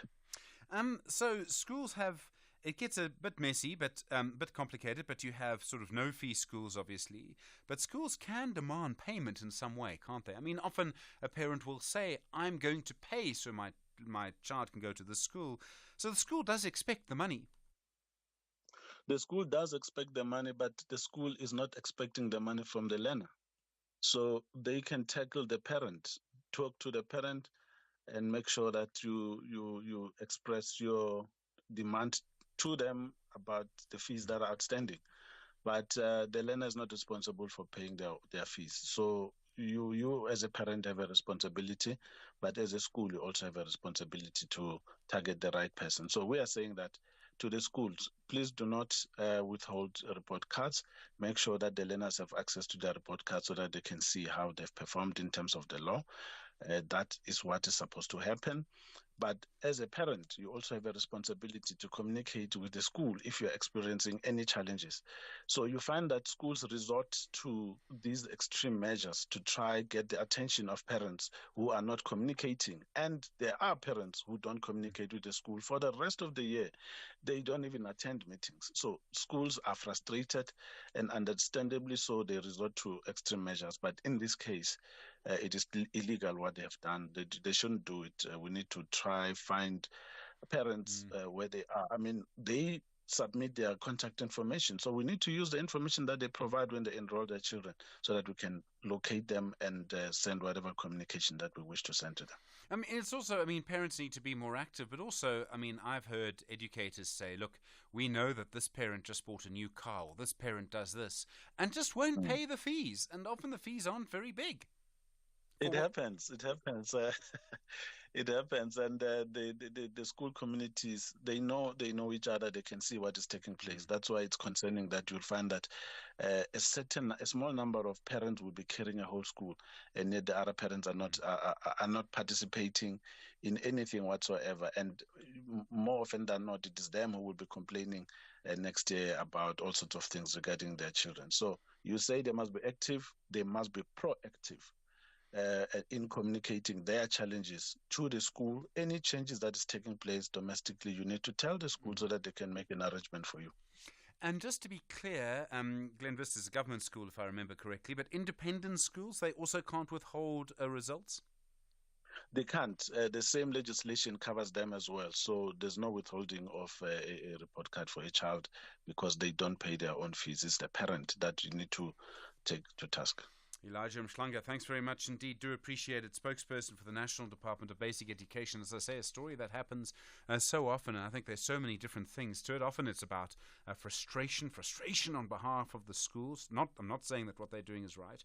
I'm just saying that, you can see how it can happen. Now, I think it's also about how you manage situations like this. But I think Elijah Mhlanka must be correct. It really is about, just communication. Carol on the line from Davyton. Carol, hi. School fees.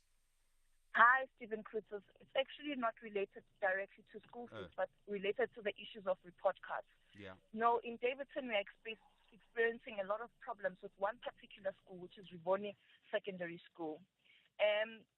This is not the first time this is happening. Even last year, when the issue of report cards, it was time for report cards, we experienced the same thing. So one particular learner, I won't name the learner for the basis because they are minor, received their report card yesterday, but it was then claimed that they didn't write one exam. And when the school is then asked to say, okay, please produce evidence that the learner was not in the exam room and the learner did not write, the school is refusing with that information. The same thing happened last year and only discovered when the school reopened that the learner actually did write the exam and they then need to move to the next level. And this learner is now expected to go, was expecting to go to grade 12, but now they are stuck. They don't know if they have passed or they have not passed. I would think, isn't there a register at the beginning of the exam or during the exam? I mean, when I was at school, you used to have registers. We are asking for that register. The principal is refusing with it. Sure. That's a very strange story, Carol. And they haven't given a reason as to why they're refusing the register. Saying that we must come back in January. They are no longer working. But my understanding is that the schools are only closing today. I think that's right. I'd need to check that, but I think that is right. Carol, I am not sure how to advise you on that. If anyone's got some advice for Carol, please. You may need to go to the local education office. There should be a local office for you, a district office, Carol, in Davyton. And I don't know if you've got some advice for Carol. Maybe you've come across the same thing, where the school just refuses to give you the information or check or do something that they're supposed to check. Can you imagine being a learner and not knowing what's going to happen to you next year? 086 000 2032. Stephen Grootes on SAFM. Well, good to hear from you this morning. Lots going on in the next little while. We will be talking about a voyage to the South Pole. And it's a group of people who went to go and look at the situation there and what they saw. I think very interesting. Voice notes coming through as well this morning on 0614 104 106. Morning, Stephen. My Josie. Mapanyazas has already bumped 22 cars. What are they going to do with guns? Bye, Babo. The ANC is really failing us. I thought Panyaza was more clever. All right, thank you for that. Yeah, I don't know about the number, but it is true that there have been some cars that they've damaged. Other voice notes? Morning, Steve. It's Hamilton here. I'm seeing a ticking time bomb here. Look, the Mapanyazas were given cars. Within some few months, they wrecked them. Now you're giving them guns. What do you think is going to happen? This is a ticking time bomb. Ngozi waiting to happen. Have a good morning, Steve. All right, thank you. Yeah, so a couple of people saying the same thing on that. And I understand why, because I think it does sort of get us to the interesting issue, some of the interesting problems that we see around all of this. Kathy on the line from Tshwane on the Amapanyaza. Kathy, hi. Hi, sir. How are you? I'm well. Please go for it. Sir, I would like the country to appreciate the work that Mapanyaza are doing. They shouldn't be removed. Sooner or later, they'll be regarded as state police, where they will enforce criminal law will be enforced. Right now, their duties is to patrol streets. I've seen them. They've maintained order. They've protected the citizens against crime. And then when it comes to guns, I think we have to make sure that at least they have matric. They've gone for a SIRA or any kind of certificate, a full training to carry guns. And Kathy, what impact? Well, you say full training to carry guns? I don't know if they have gone through full training to carry guns. I mean, they were only trained for 1 or 2 months. Yes, but soon they're going to be regarded as state police. Like example in Brazil, I used to work in Brazil, whereby each and every day and night, all day long, they have this Mapanyaza. And only those who are qualified to carry guns were part of the group. Okay. And what difference do you think they've made in your community, Kathy? What have you seen? And now we have seen the escalation of little petty crimes where they can sort it out and go and report it back to the main police station, to the bigger bosses. All right, Kathy and Twane, thank you very much indeed. Savage in Attridgeville. Hi, Savage. Hi, Steve. How are you? Yeah, well, go for it. Well, the thing is that any addition to our crime-fighting element is a good one. But a badly executed one, you are just training people to be better criminals. Because if you're going to give them a shoddy gun show there, and you give them some half-baked gun license, some of our with that knowledge. For all intents and purposes, you are Savage, we're losing you there, but I think we got your main point, which is that any intervention's a good idea, but a badly managed one could lead to trouble, right, Savage? I think we've heard you. 22 after 8. First in the morning, SAFM Sunrise with Stephen Grootes. Well, a big ship that set sail to Antarctica is now returned home. It was run by the global non-profit organization Homeward Bound. It was sent by a group of people, all of them on board. 188 people had backgrounds in science and technology and engineering, maths and medicine, what are called STEM. The interesting thing about it, I don't know if it's interesting, maybe it is, maybe it isn't, is that all of the people on board the ship, 188 of them, were women.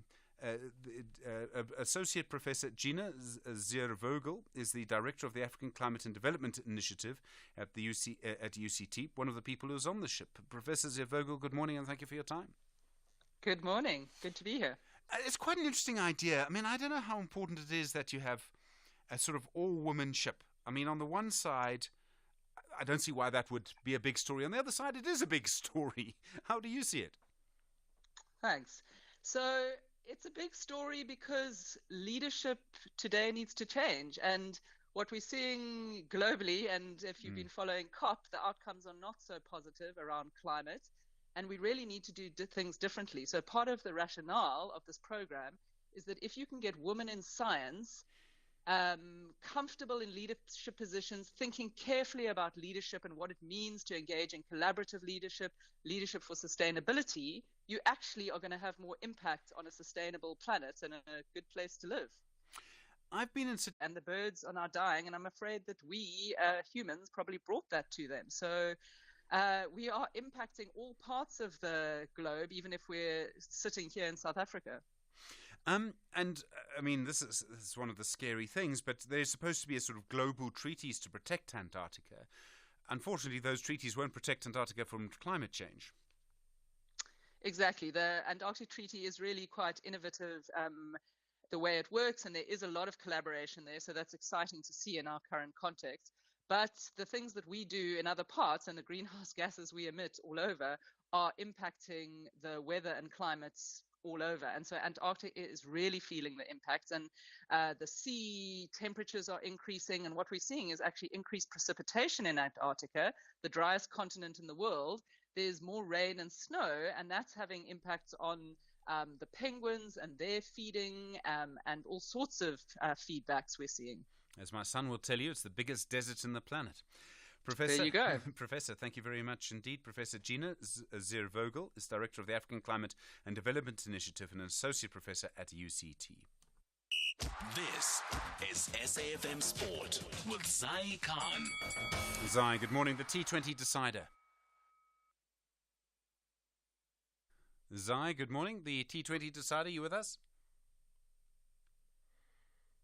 All right, we'll have Zai Khan for you in just a moment. Difficulty with the studio that we're connecting to bring you her sports bulletin for you, just to understand what is happening. I know that, of course, the cricket series has been very big at the moment. Lots of rugby over the weekend, and another strong day for Mamelodi Sundowns last night. So we'll bring you Zai Khan's bulletin in just a second, and just to understand what it is that she's been saying there. So yeah, just of course, interesting to hear different updates from the world. In a moment, we'll be taking your story of the year. What for you has been the most important thing that happened this year?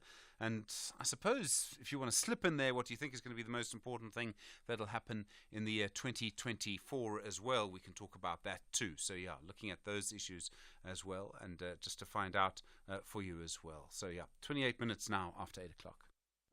Beyond the headline on SAFM.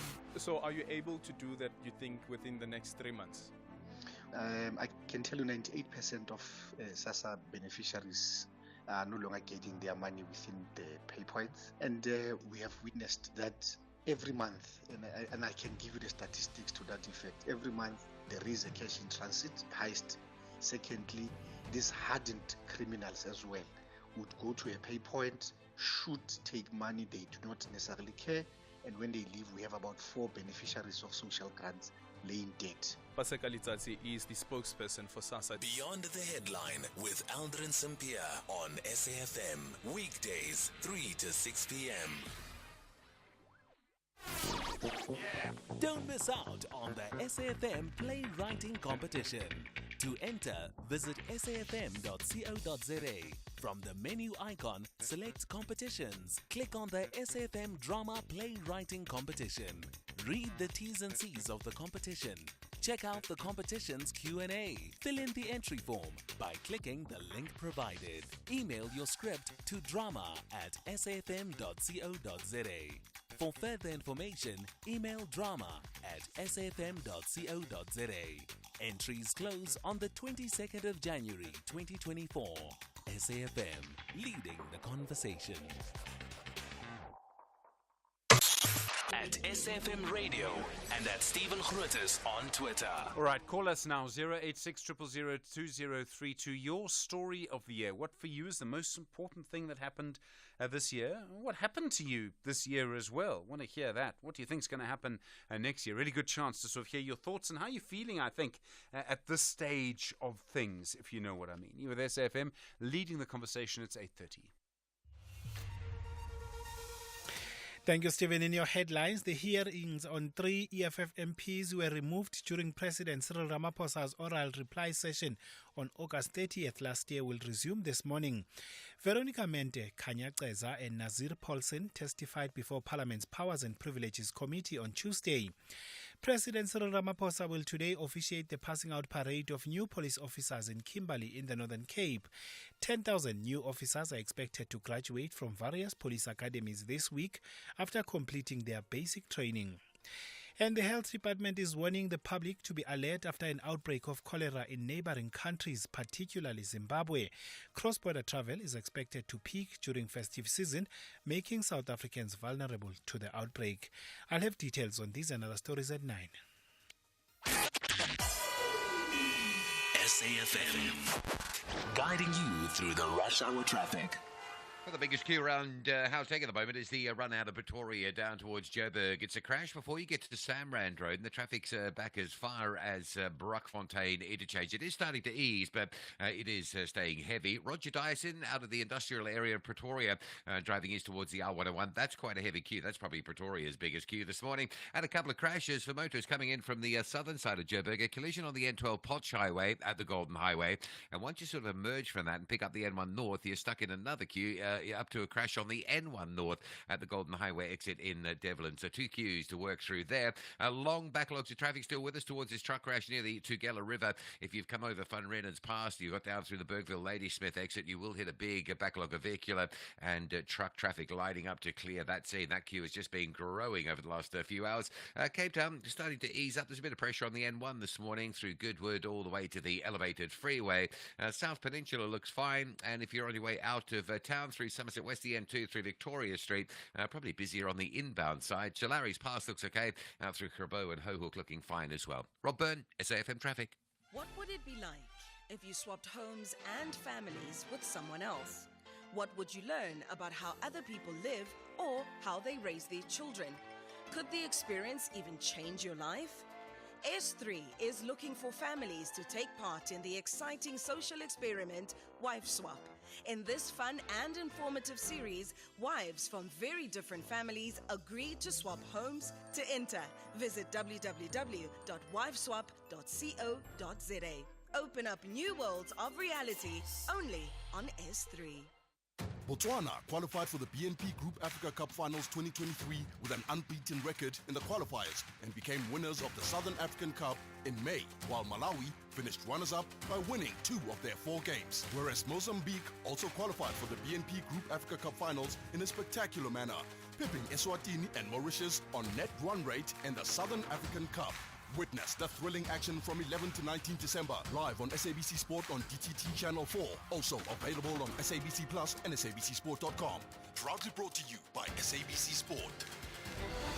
For the love of the game.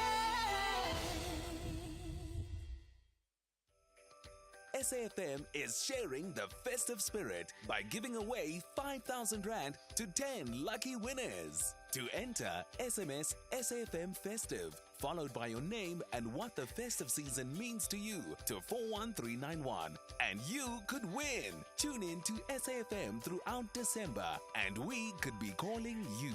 SMSs are charged at R1.50.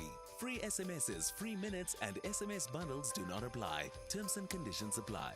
Visit safm.co.za for more information.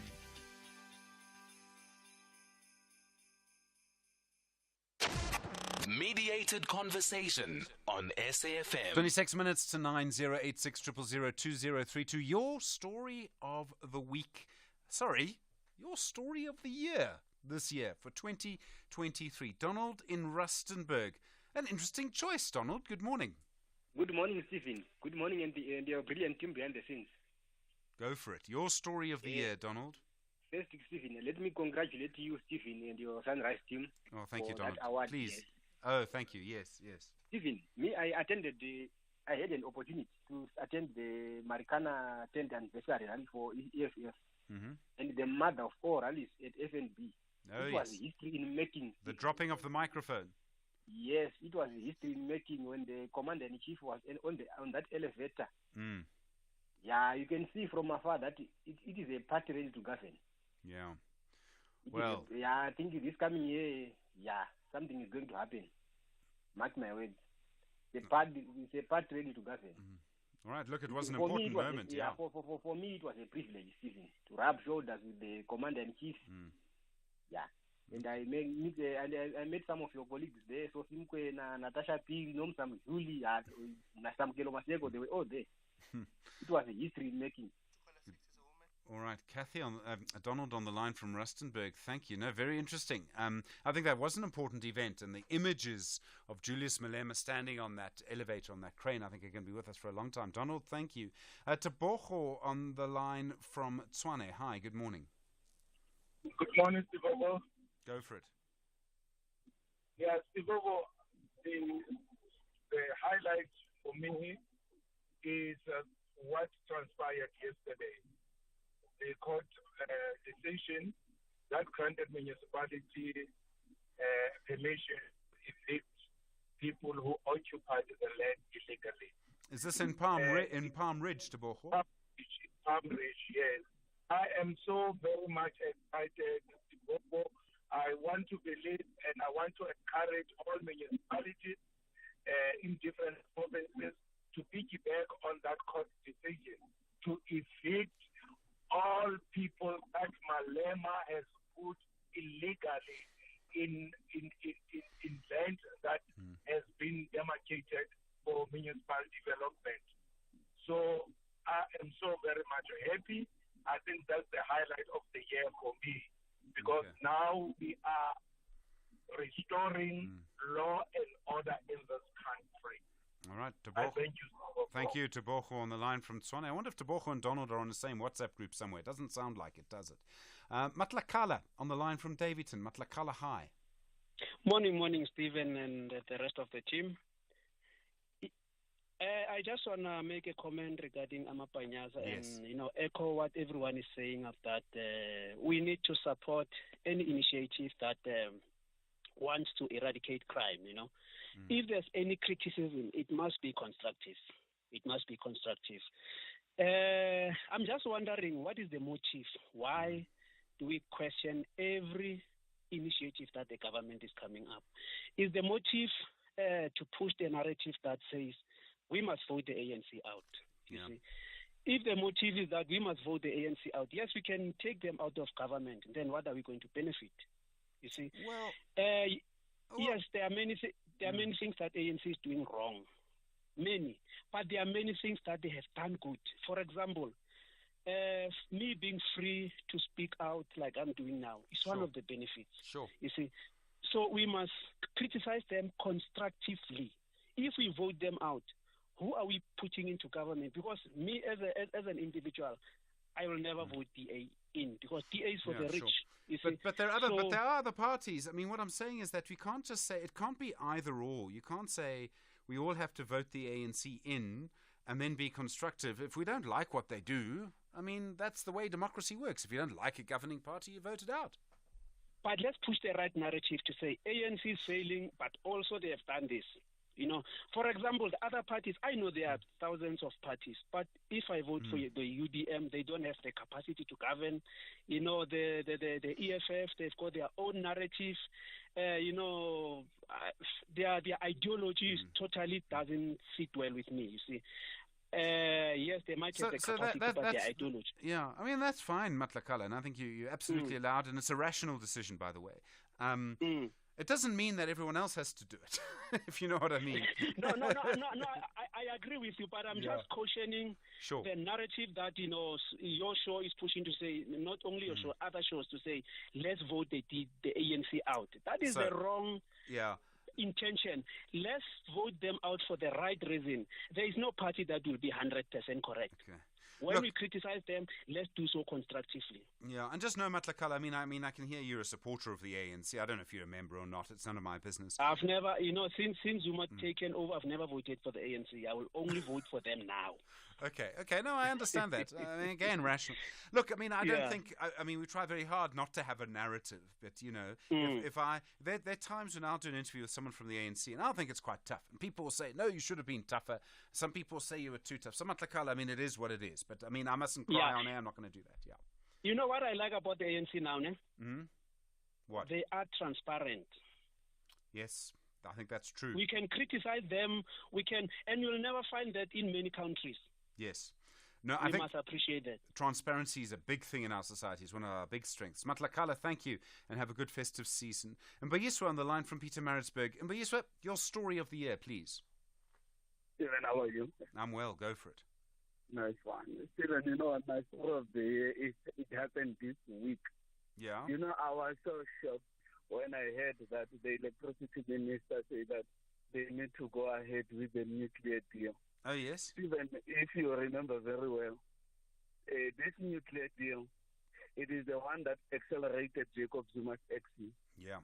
Even when Mahlobo himself as a minister then, tried to explain that we are going to get this nuclear deal with the amount we afford, with the scale that we can afford. Pravin Gordhan made the South Africans to believe that that is the wrong decision that Jacob Zuma's government is going to take. And now that it is Ramaphosa's year, we don't see people questioning this. It wasn't Pravin Gordhan though. He wasn't the Minister of Finance at the time, and Nhlanhla Nene was. He was, yes. Sorry for the fact. We were told that we were told that it's going to cost South African trillion rand. Of rand. Yes, but now it turned out that people were lying. But it appears that we don't follow up as to what I mean. It appears that even Jacob Zuma himself was a victim of the lies of the ANC. Well, it's still going to cost R1 trillion, Mbayiswa. I mean, that hasn't changed. Why now we are told that it's cheaper? Then we were told that it's expensive. It's going to collapse the economy of the country. So, I mean, Stephen, I don't know who's following who in this politics of South Africa, but thanks very much, Stephen. Okay. Mbayiswa, thank you for the call. Janos in Cape Town, also in nuclear. Are you a fan of nuclear, Janos? Well, hi, Stephen. Good morning. Stephen, nuclear power stations are actually closing in Europe. Yeah. So I'm not trusting that, especially that I'm sure, the Quebec power station was built by French, and it was maintained by French at the beginning, then was passed into the South Africans who were properly trained. I've got a doubt that I'm sure that this, if they're going to be approved, but it's already approved, the power station will be built by the Russians, because we've got our connections in the BRICS and so on and so on. And the problem is with I am against, not maybe you say I'm against Russian. Historically, yes, because many things happen against Polish people and more than what they did. But anyway, that problem is a different problem. But the point is that actually we haven't got, about Chernobyl, what happened in Chernobyl. Yes, I know about what happened in Chernobyl, 1986. That's right. And until now, people cannot go there because of the radiation. Yeah. It's dead. It's dead. And it was tragic, of course, but we had to learn from that. It was built by the Russians, and mistakes by the ordinary people. But here we build the Russian, for sure, atomic power station, and then going to be serviced by our people. We cannot serve our own coal power station, which was much more simple, And atomic power station, any mistake, we're going to have a total disaster. Until we're not going to approve, knowledge and maintenance people, I will not agree. I would go. So look, Janis, it is also true that Russia's maintained lots of other reactors and still uses nuclear power, to the best of my knowledge. But I appreciate the point that you're making, and I do think there are concerns. I am not convinced, if you ask me now, that in 10 years or 20 years' time we'll have another nuclear reactor. I'm not sure that will happen. I know government says that it will, but I think it will be quite a long process. Janos in Cape Town, thank you. 086 000 2032. Your story of the week, your story of the year on SFM. What happened to you this year? Peter in Gauteng, the Amapanyaza. Stephen, good morning. How are you? I'm well, Peter. Go for it. Stephen, maybe before getting to Amapanyaza, allow me to also speak about the ANC. It is very true that the ANC is not doing well currently, but I foresee and hear that it has got a very serious media exaggeration on the Western services that is given to the entirety of the citizens. And this basically does not surprise me when you see the Amapanyaza be ill-treated the way in which they are ill-treated by the masses. Look, Panyaza have done very well in making it a point that he's coming up with a system that eradicates crime or deal with crime at its entirety here in Gauteng. Unfortunately, the manner in which people of this particular province are treating these Amapanyazas is very otherwise. It's otherwise in the sense that if you look, personally I will say Panyaza have created government out of government. And what do we mean? He actually created a stage whereby he has his own police officers. As we know that police has to be trained in terms of the Police Act of South Africa. Yeah. But he created that system to have the police in in Gauteng. And the reason was the fact that the crime was very high in Gauteng. We are tired of the statistic that does not carry water. But as and when this man is coming up with systems, people are criticizing him instead of coming up with possible measures that can be taken into consideration to make sure that we build a better Gauteng. So Peter, I hear that. But isn't it all about the training? You're saying to someone, here's a month's training, we're going to give you a gun, we're going to give you an X5, off you go. I mean, I don't know. Stephen, look, this is not about training. This is about attacking the system that a person brings upon to fight crime. It is good for people to sit where they're sitting and saying, there's high crime, this useless government is not doing anything. But when you the useless government as caught, when you bring upon system to fight the same crime, the same people that you bring services to them are the ones who are complaining. But one has to make it a point that investigation has to be looked upon or has to be made to establish as to who are the people who are complaining more than the others. Because I foresee it being like, if the people who are committing crime are the ones who are complaining about this Amapanyazas, we have got a tendency of people who basically doesn't want to see service delivery be made to the entirety. When you make service delivery, people complain about you. When you don't do anything, people backlash you and become happy. This is a political game, and the aim is to have a political gain as a result. People must be very cautious. Otherwise, we cannot be a lawless country. It doesn't matter. You must remember we have got security officers who basically has got a training in a month, if not two. Yeah, but they don't get firearms. They have to go through a different process for a firearm. No, you don't understand. These people are getting firearms. They have got a firearm competency. You must ask, will inform you. They do have got a firearm, and it's a firearm in terms of Firearm Control Act. They have got training centers where they are training. People have got a tendency of backlashing the excellency of services that are provided by our people. And as a result, we are not going anywhere as people. If we really have got a stage whereby we complain about people doing excellency instead of capacitating the excellency that people are doing, we'll never have a better South Africa. All right, Peter and Gauteng. Interesting point. I know, Peter, you won't be alone in your view. Not everyone will agree with you, though, I must just say. Solomon in Mkanya Kude. Hi, good morning. The nuclear deal, Solomon. Yes, good morning, Stephen, and good morning to your listeners. Look, faced with this grinding and rolling load shedding, in hindsight, one realizes how we were gaslighted and hoodwinked into believing that nuclear was not an option. In fact, some competitors in the field were fighting and did so at the expense of the security of energy of the country. I say so because after having heard and read some few articles by Prince Mtombeni, that's when I realized that what we often heard, that nuclear is not an option, is expensive, and so on, was not, in fact, the absolute truth about it. Now that I think we have realized that indeed to install a nuclear a plant is expensive, but in a long run, it does create or rather give a benefit to that particular country. And if we moved in sync with our peers like Egypt and other countries who were not stalled by South Africa, continued, I'm told that they are about to commission nuclear stations in Egypt that are going to guarantee energy for that country, for their domestic and industrial needs. Thank you, Stephen. So Solomon, may I respond? Yes, you may, sir. You may, Stephen.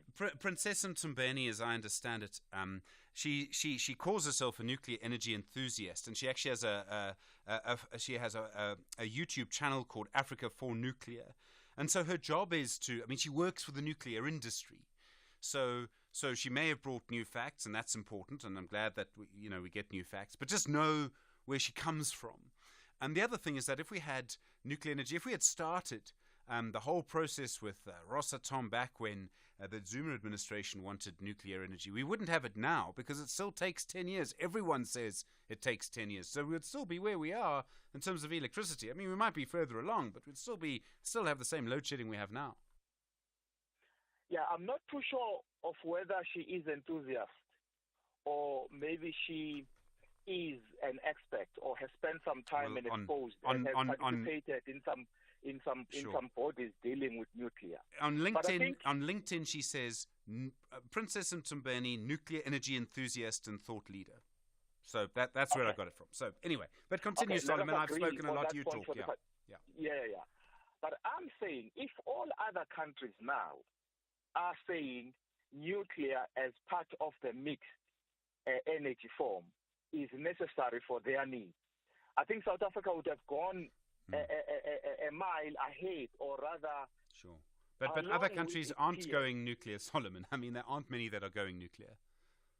Yeah, but some critical countries are now including it, together with other forms of renewables and everything, because one needs not to shun the debate about shifting to the renewables. But to risk the country to say this particular option can go and at the expense of the security of energy, I think it was in a way myopic, Stephen. All right, Solomon in Kanyakura in KwaZulu-Natal. Thank you. 8 minutes to 9. SAFM, guiding you through the rush hour traffic. Well, good news if you're coming out of Pretoria on route to Joburg this morning. That crash at Samran, which backed everything up quite heavily, has been cleared. It's out of the way effectively in terms of major delays. There is a bit of traffic just after that as the volume moves slowly down towards the new road exit. R24 coming in from Edenvale to Giluli stays busy, and a crash on the M1 North just before the Golden Highway at Devlin. So coming up off the N12 Potch Highway as you turn onto the M1, you're pretty much into that traffic. Now, we have been detailing the enormous queue that is on its way to Durban. That is stuck just south of Ladysmith at a truck crash scene just before the Tugela River. We've just got a video of the backlog, popped it up on Twitter or x.com at Traffic SA. You can have a look and you can see why motorists arriving into Durban, truckers as well arriving down into Durban, are going to be well late. And you might also have a look at that video and just decide to delay your travels through that area. It's a very long queue of trucks and vehicles that are stacked forever going into that scene. Volumes on the N3 to Durban are probably 4 times what they normally are as well for this time on a Thursday morning, and that's the indication that we are moving into holiday mode pretty quickly and pretty swiftly. Cape Town, bit of traffic on the N2 inbound towards Hospital Bend, and the M3 queuing up as you approach the Paradise Road junction in the Bishop's Court area, and just getting a little bit busy Somerset West on the N2 around Victoria Street. You can expect from probably now on some busy conditions there for pretty much most of the day. Rob Byrne, SAFM Traffic. Don't miss out on the SAFM Playwriting Competition. To enter, visit safm.co.za. From the menu icon, select Competitions. Click on the SAFM Drama Playwriting Competition. Read the T's and C's of the competition. Check out the competition's Q&A. Fill in the entry form by clicking the link provided. Email your script to drama@safm.co.za. For further information, email drama@safm.co.za. Entries close on the 22nd of January 2024. SAFM, leading the conversation.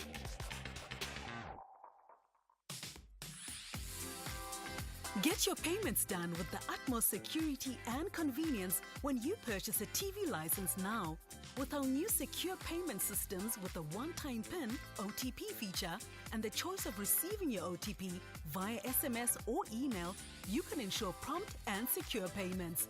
The additional use of capture will protect you against spam and automated data attractions.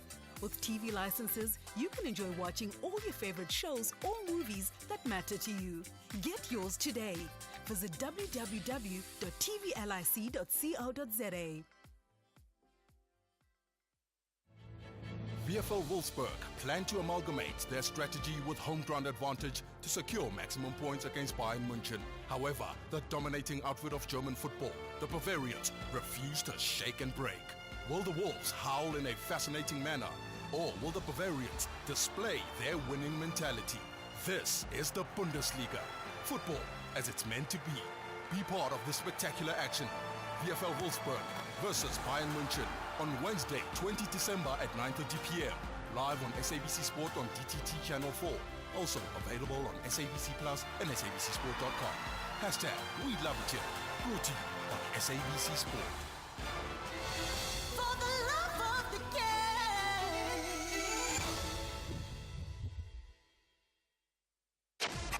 Mediated conversation on SAFM. 4 minutes to 9, you with SAFM. You never know what's going to happen on SAFM. And in fact, we've had a call in from the Gauteng Premier himself, Panyaza Lesufi. Mr. Premier, good morning. Good morning, Steve. Are you well this morning, Steve? I'm well, thank you. And thank you for calling in, because as you know, we've been talking about you all morning. We've got 4 minutes, so can I just get some facts on the table very quickly? Firstly, the Amapanyaza, the crime wardens, at the moment, have they been issued with guns? No. Will they be issued with guns in the future? When they are trained. Okay, and so do we know when that will be? 6 months, a year, something like that? Obviously, we needed an authorization before we can go there. And that's the misguidance that I've been listening to your show since this morning. Just I was in and out of meetings. If you can't fight crime in Gauteng, we'll never attract investment. and police are overstressed. And we have taken a approach as the Gauteng provincial government that I'm not going to shout from the rooftop and say there's a lot of crime, police are struggling. We'll put our resources to assist the police. And the issue of Amapanyaza is just a sideshow. It's a small thing compared to what we have invested to assist the police. For example, police didn't have highway patrollers, high-speed cars to patrol all our highways. Provincial coffers of Gauteng gave them new cars. That's the SAPS. Police, we have mushrooming informal settlements. And in those mushrooming informal settlements, you don't have a police station because it takes time to plan for a. We gave police 45 new mobile police stations. But the biggest trouble that we have in Gauteng, which is the biggest problem, because petty crimes that are out of control. People are going taxis and trains. They are marked because townships are not police. Every time people in their own house, there's house robbery is another thing. But key to that is the vandalization of state installations. Sure. Okay. The traffic lights, yeah. So I'm sorry to interrupt you. The cable theft. Yeah. I'm sorry to interrupt you, Mr. Premier. We are going to run out of time in a minute, and it's not a great line. So I accept that there's a need for more police officers. I have no problem with that. Today, 10,000 police officers will graduate after training for 3 years. To be a traffic officer in the Gauteng provincial government takes 3 years. And yet these people, you say, have the power to arrest someone after being trained for 2 or 3 months. I think that's really the biggest problem. Never mind the law, but that's the issue. No, it's not the issue. And that's the problem, Steve. You ask, you will clarify. These people are still in training. They're doing practical training. So to assume that they've been trained for 3 months and completed training is wrong. It's a wrong assumption. They are working under the supervision of the police. They are working under the supervision of traffic cops. They are working under the supervision of law enforcement agencies. They're not working on their own. They're still in training. They've not graduated. What you are seeing them doing now is part of practical training, because you can't have a police training in a bottle. They have to be in the street to feel it. So they're still in training. Any accusation that these people are trained for 3 months is wrong. They are going now for crowd control, for example. They are going now for training on land invasion. They are going now for training on how to, some tactical things like to fight all major things. So they're still at work. They're not at work. They're still at training. But then if they whoever that accuses us, these people, that these people are doing this. And as I said, Steve, this thing of police, it's a small thing compared to the investment that we are putting to fight crime. And they're trained by the same people. They're trained by the police. They're trained by the traffic authorities in our country. Okay, but if they and various institutions. But if they're working under supervision of the police, why did 5 traffic wardens arrest an off-duty police officer this weekend? They would never have done that with a police officer there. What do? You can arrest a person yourself in this country. You don't know that. You yourself. I know that, but only for a Schedule 1 offence. And this wasn't a Schedule 1 offence. But what do you do when a policeman is drunk and does not want to cooperate? You leave him. What do you do, Steve? Okay. You can arrest a person, and they have the power to arrest as well. So, Steve, let's clarify this thing. This thing of police wardens is meant to supplement as a force supplier to the police. Does not want to substitute the police or portray ourselves as creating a new police force. We are directed by the law enforcement agencies and are commanded by them. And the training is still on. They have not concluded any training. And now that we've got authority that has been granted to us, they will do a proper training on firearms, proper training on traffic, and proper training on anything that they need to do that we think we need as Gauteng. And it will be guided by law enforcement agencies. We don't work outside the law enforcement. But if you expect every policeman to check the cables, you are wrong. We're not going to do that. If you expect every policeman to escort people to taxi rank when they are marked or their phones are taken, you are wrong. It's not going to happen. You need a force multiplier, and this is the force multiplier you have. The problem that we can't believe you, people like you, Steve Obo, is that they're presenting a show and they've already expressed your view with your many articles that they've written, and those articles are baseless. And when we want to rectify those articles with your either Daily Maverick, they're refusing to have a right of reply. And that's why we can come to our show here to rectify things. If you think the investment that we've put with the police warden was misguided, it's not misguided. We want to push back the frontiers of crime in our province. And we're investing not on the wardens only, but across the spectrum. Mr. Premier, I have to leave it there. We're very late for news, but thank you for calling in. Panyaza Lesufi is the Gauteng Premier, calling in to end your story of the year. In a way, I suppose it is his story of the year. I will speak to you next year. Please come back to us. You with SFM leading the conversation from Mdu, Stanza, Melissa and Paul, myself. It's just after 9 o'clock. Independent and impartial. This is SFM News. Thank you, Stephen. Only if you promise to do the same, and do have a great holiday. In your top stories, the parliamentary hearing against EFF MPs resumes this morning, and the president to officiate a police passing out parade. This is SAFM News. A very good morning. I am Luyanda Maume. The hearings on the 3 EFF MPs were removed during President Cyril Ramaphosa's oral reply session on August 30th last year will resume this morning. Veronica Mente, Kanya Ceza and Nazir Paulson testified before Parliament's Powers and Privileges Committee on Tuesday. The charges they are facing include contempt of Parliament and grossly disorderly conduct. One of the charges that Paulson is facing relates to hindering and obstructing a member of the Parliamentary Protection Services. This after he physically intervened to remove Ceza. Mercedes Besant reports. Paulson was still on the witness stand on Tuesday evening, denied that he prohibited the Parliamentary Protection Services from removing Ceza from the chamber.